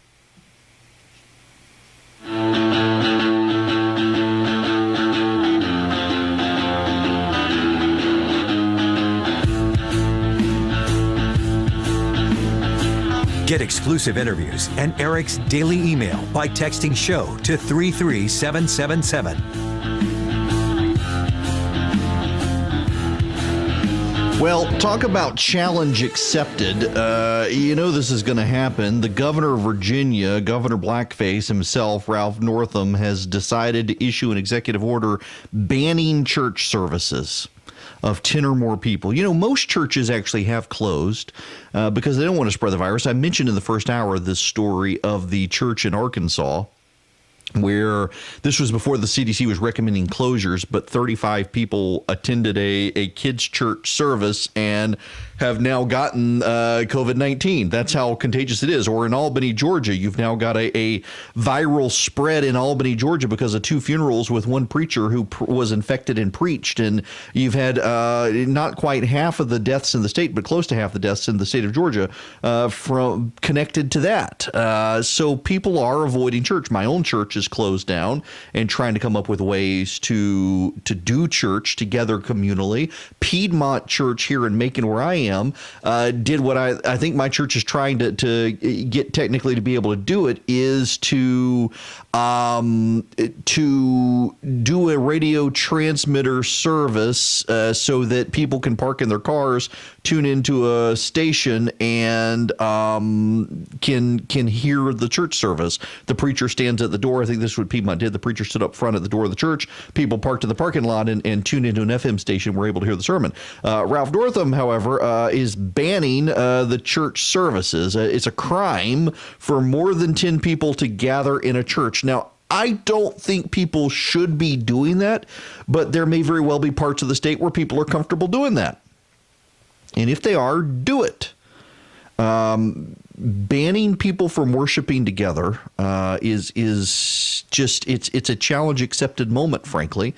And I don't think that is a wise thing for the governor of Virginia to do, because in parts of Virginia, there are people who are going to be willing to do that. And we'll see. Now, I want to play this little bit of audio, because there is a guy out there that a lot of people are wondering where is he. And I wonder what he thinks about Ralph Northam. We should find out. But our friends at Grabian put together this montage of poor old Joe Biden having a hard time of it. Have you been tested for the coronavirus? No, I have not been tested for the coronavirus. I've had, thank God, no symptoms that I'm aware of. Doesn't mean that that can't happen. Up for the next round of primaries, including... I've not talked to any individual. Excuse me. You know, you're supposed to cough into your elbow. I don't know, sir. I learned that actually covering your White House. Actually, that's true, but fortunately I'm alone in my home, but that's okay. Vice President Biden, thank you so much for your time. Please stay healthy. For keeping businesses shut. We have to take care of the cure. That will make the problem worse no matter what. And what is it like to be a candidate in the time of social distancing? Well, I'm doing fine, thank you. And I think we've been public. But first of all, in this crisis, I'd like spoke earlier. He's talking. And I tell you what, I'm so darn proud. And those poor people who have lost, anyway, it's just. My heart goes out to them. No. Listen, we have to make a choice about who leads this country. I just can't figure the guy. It's like watching a yo-yo. I shouldn't have said it that way. It's like watching. It feels that way. I want to ask. Okay, I got to stop there, because that's just too painful to listen to. I realize the montage is clipped a little bit, but even watching it, that MSNBC interview with Nicole Wallace was just painful.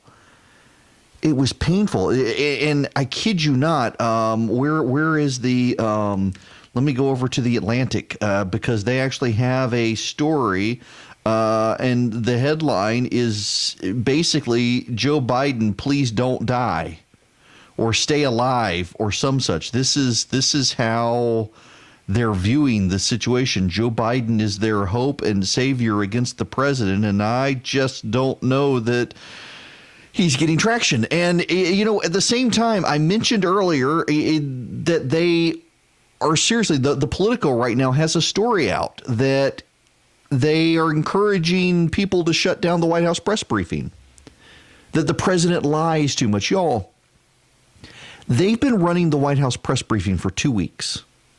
Nothing has changed except for one thing, the polling. For 2 weeks, the press has used the White House press briefing as ways to beat up the president. And while they've been doing it, the president's job approval numbers continue to go up. And so now suddenly there's, the president lies too much in these briefings. We need to shut down the briefing. Y'all, the situation hasn't changed. The president today is the president from yesterday is the president from 2 weeks ago. What they call lies, what the president was saying 2 weeks ago when they were blasting for, the misstatements, he was doing it 2 weeks ago in their minds. The only thing that has changed, is that the president's job approval numbers are going up. CBS now has a poll out that 56% of Americans approve of the president's job approval. Gallup has it at 60%. ABC News has it at 56%. Suddenly, it's a bad thing.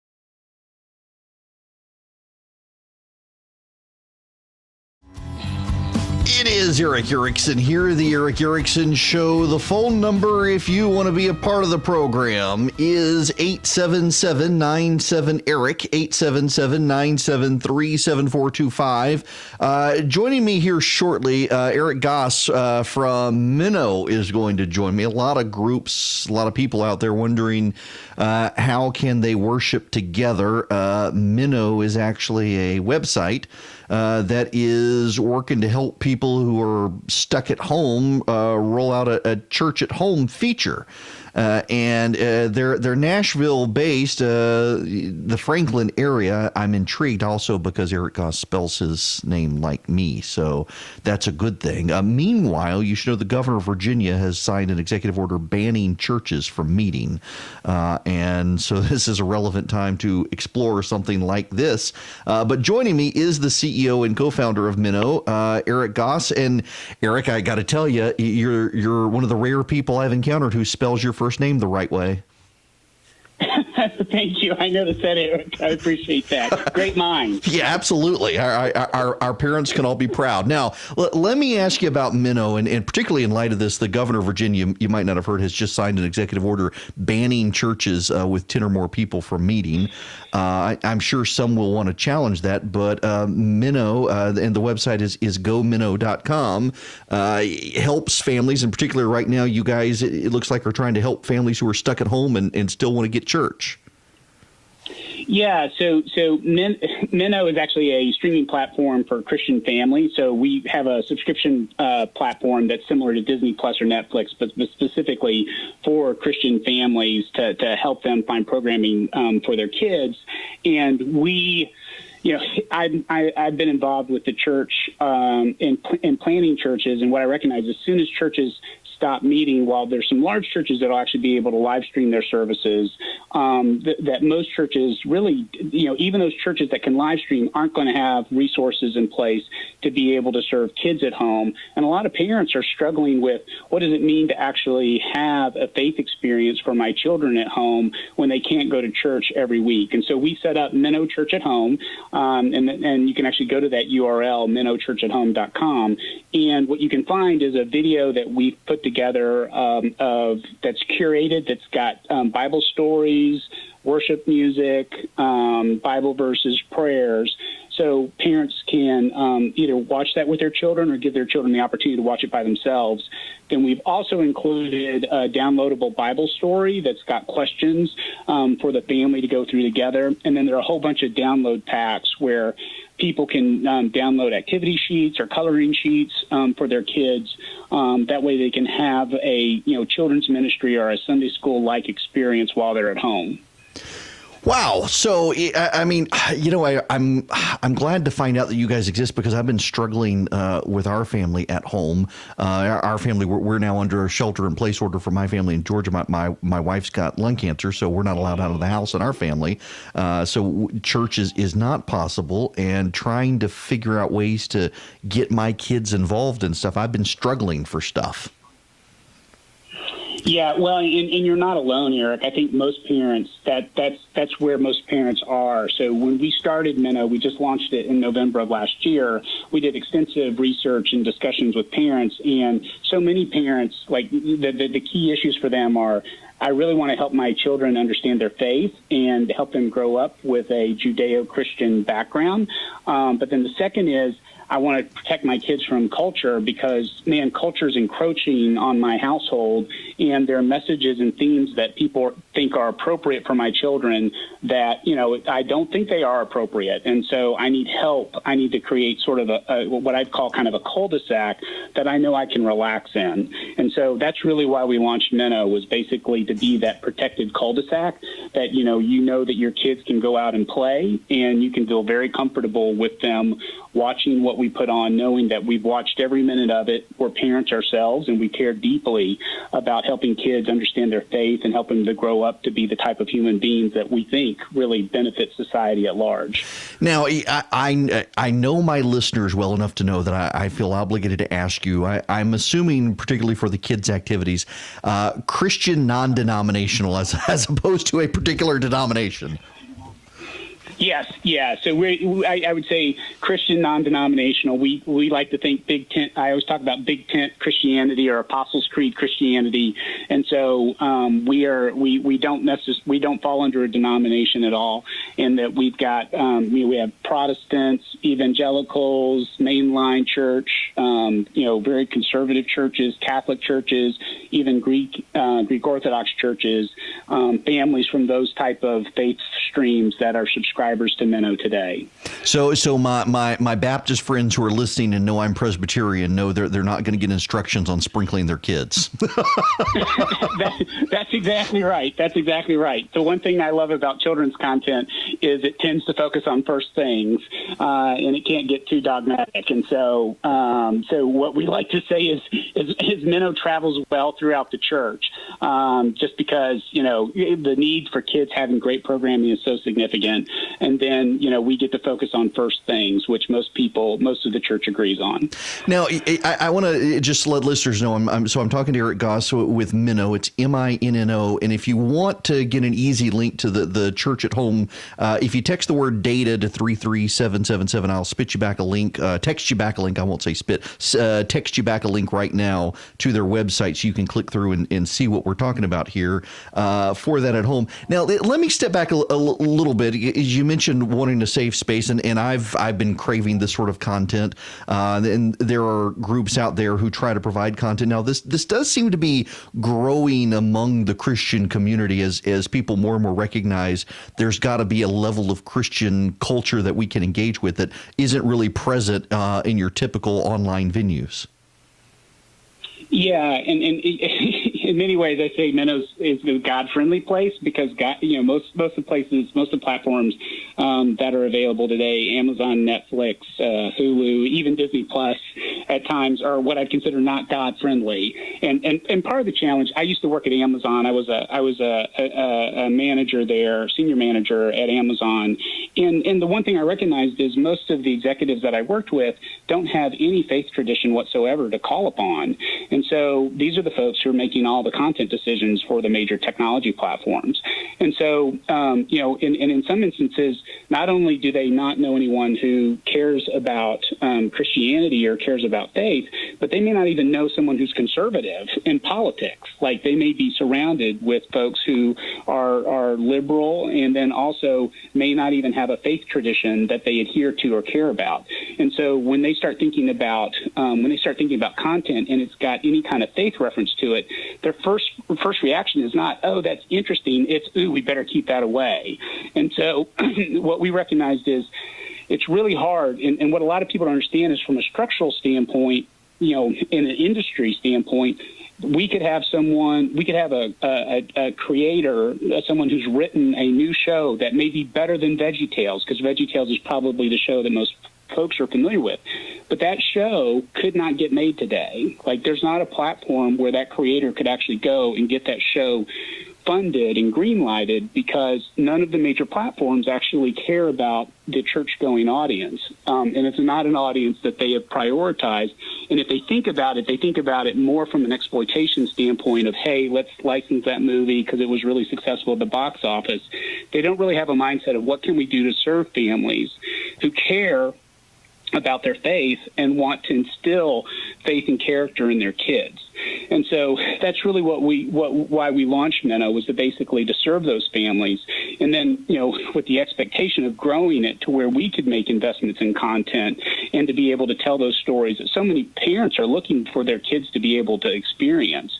Because, today it's so rare that you see any sort of Judeo-Christian faith tradition represented on the major platforms in a favorable way.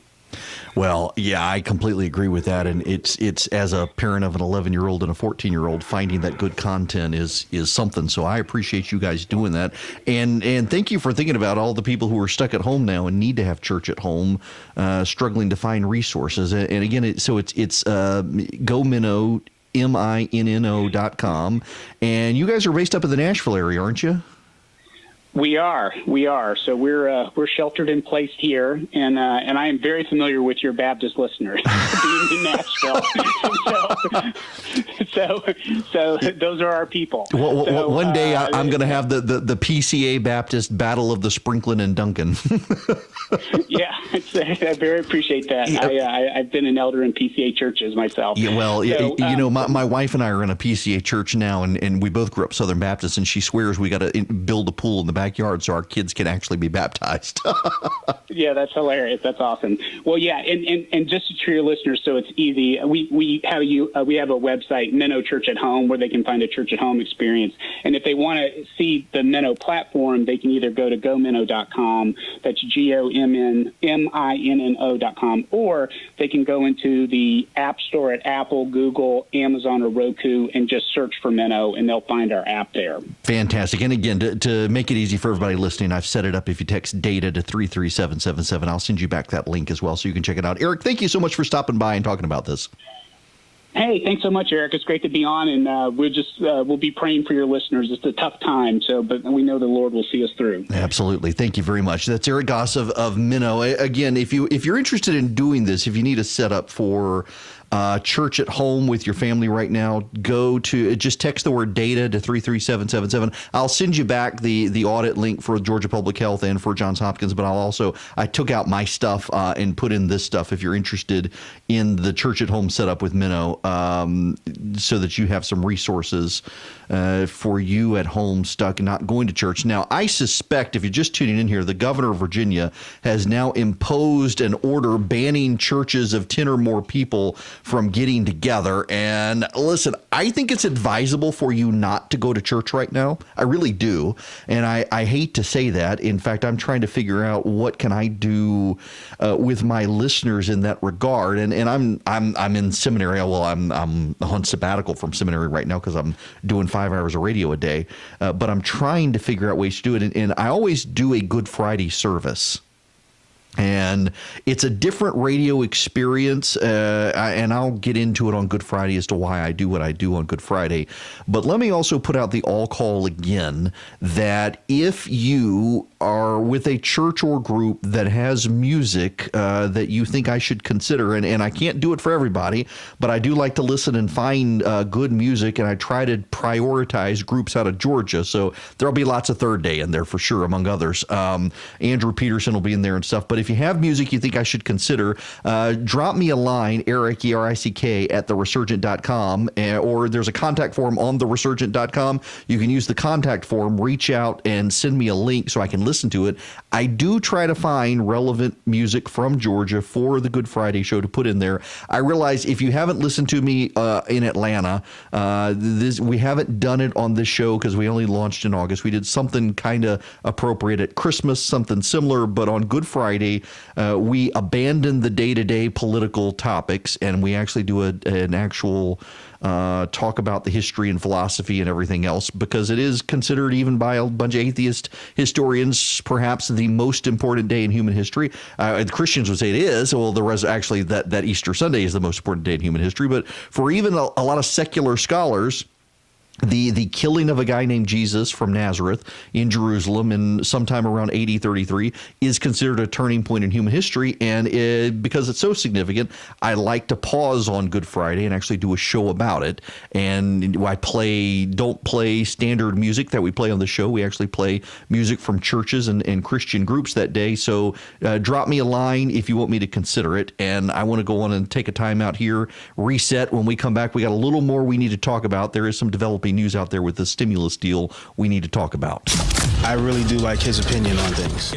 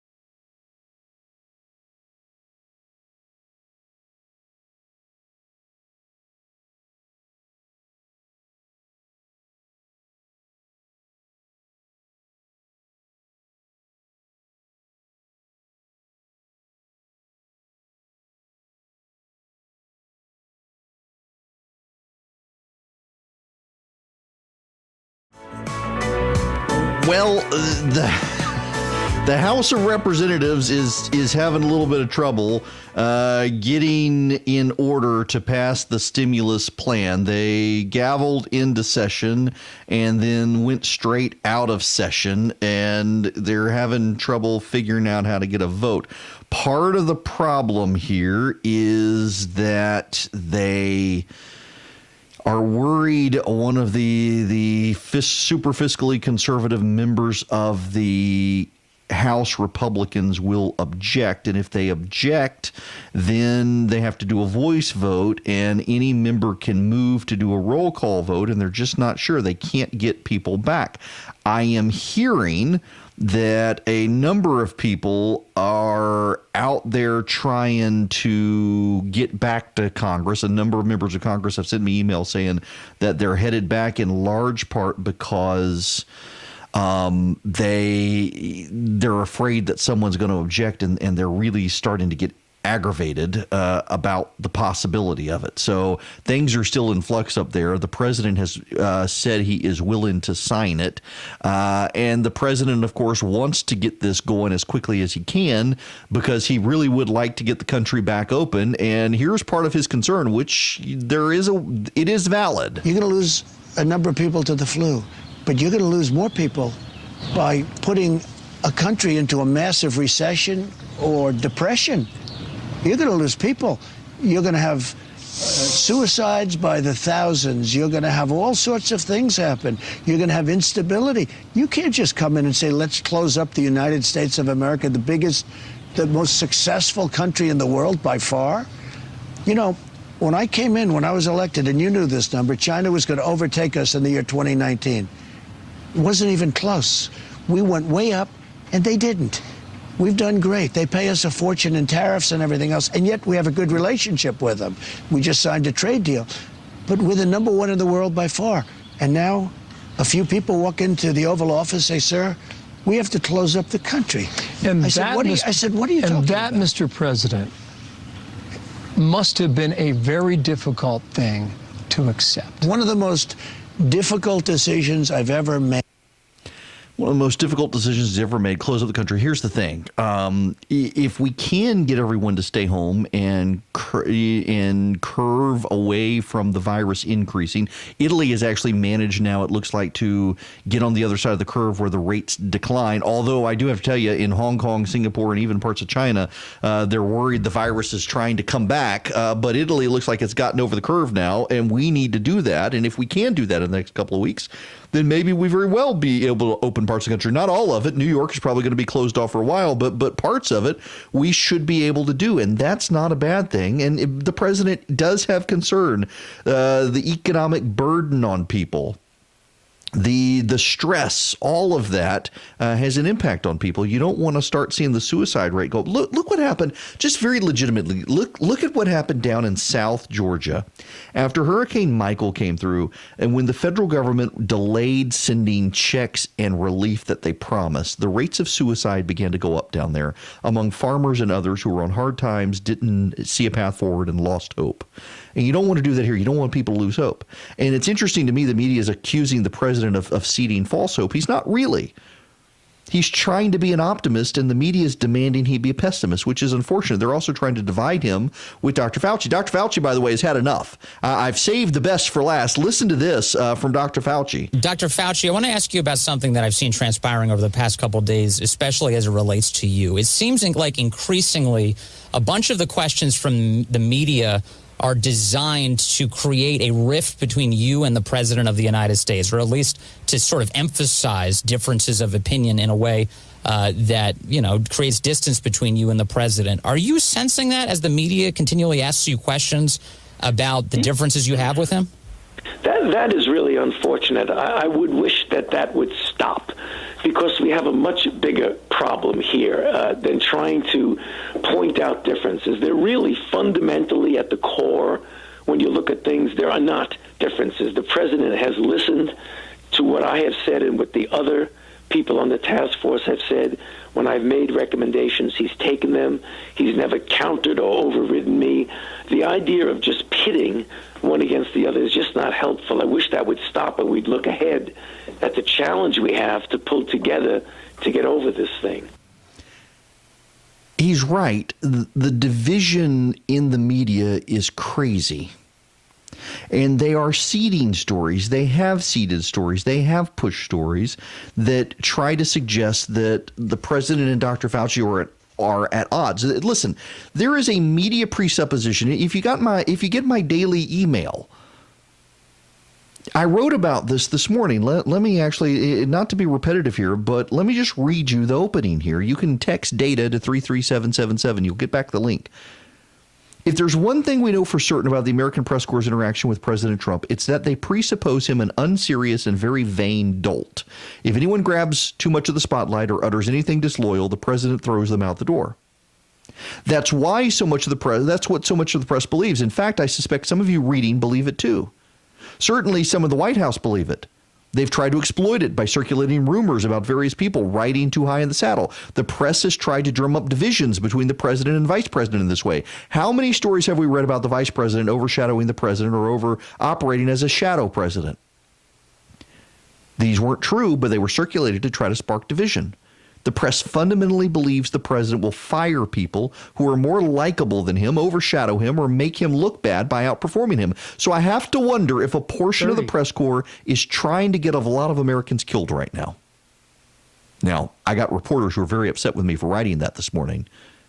But I think you got to ask that. They're trying to get Dr. Fauci killed, the guy who's advising the president. They're not get killed. They're trying to get him fired. They're trying to get him fired. Why? Because they want the division. They want the soap opera. They don't like that the president's approval rating is going up, and they blame Fauci for helping him.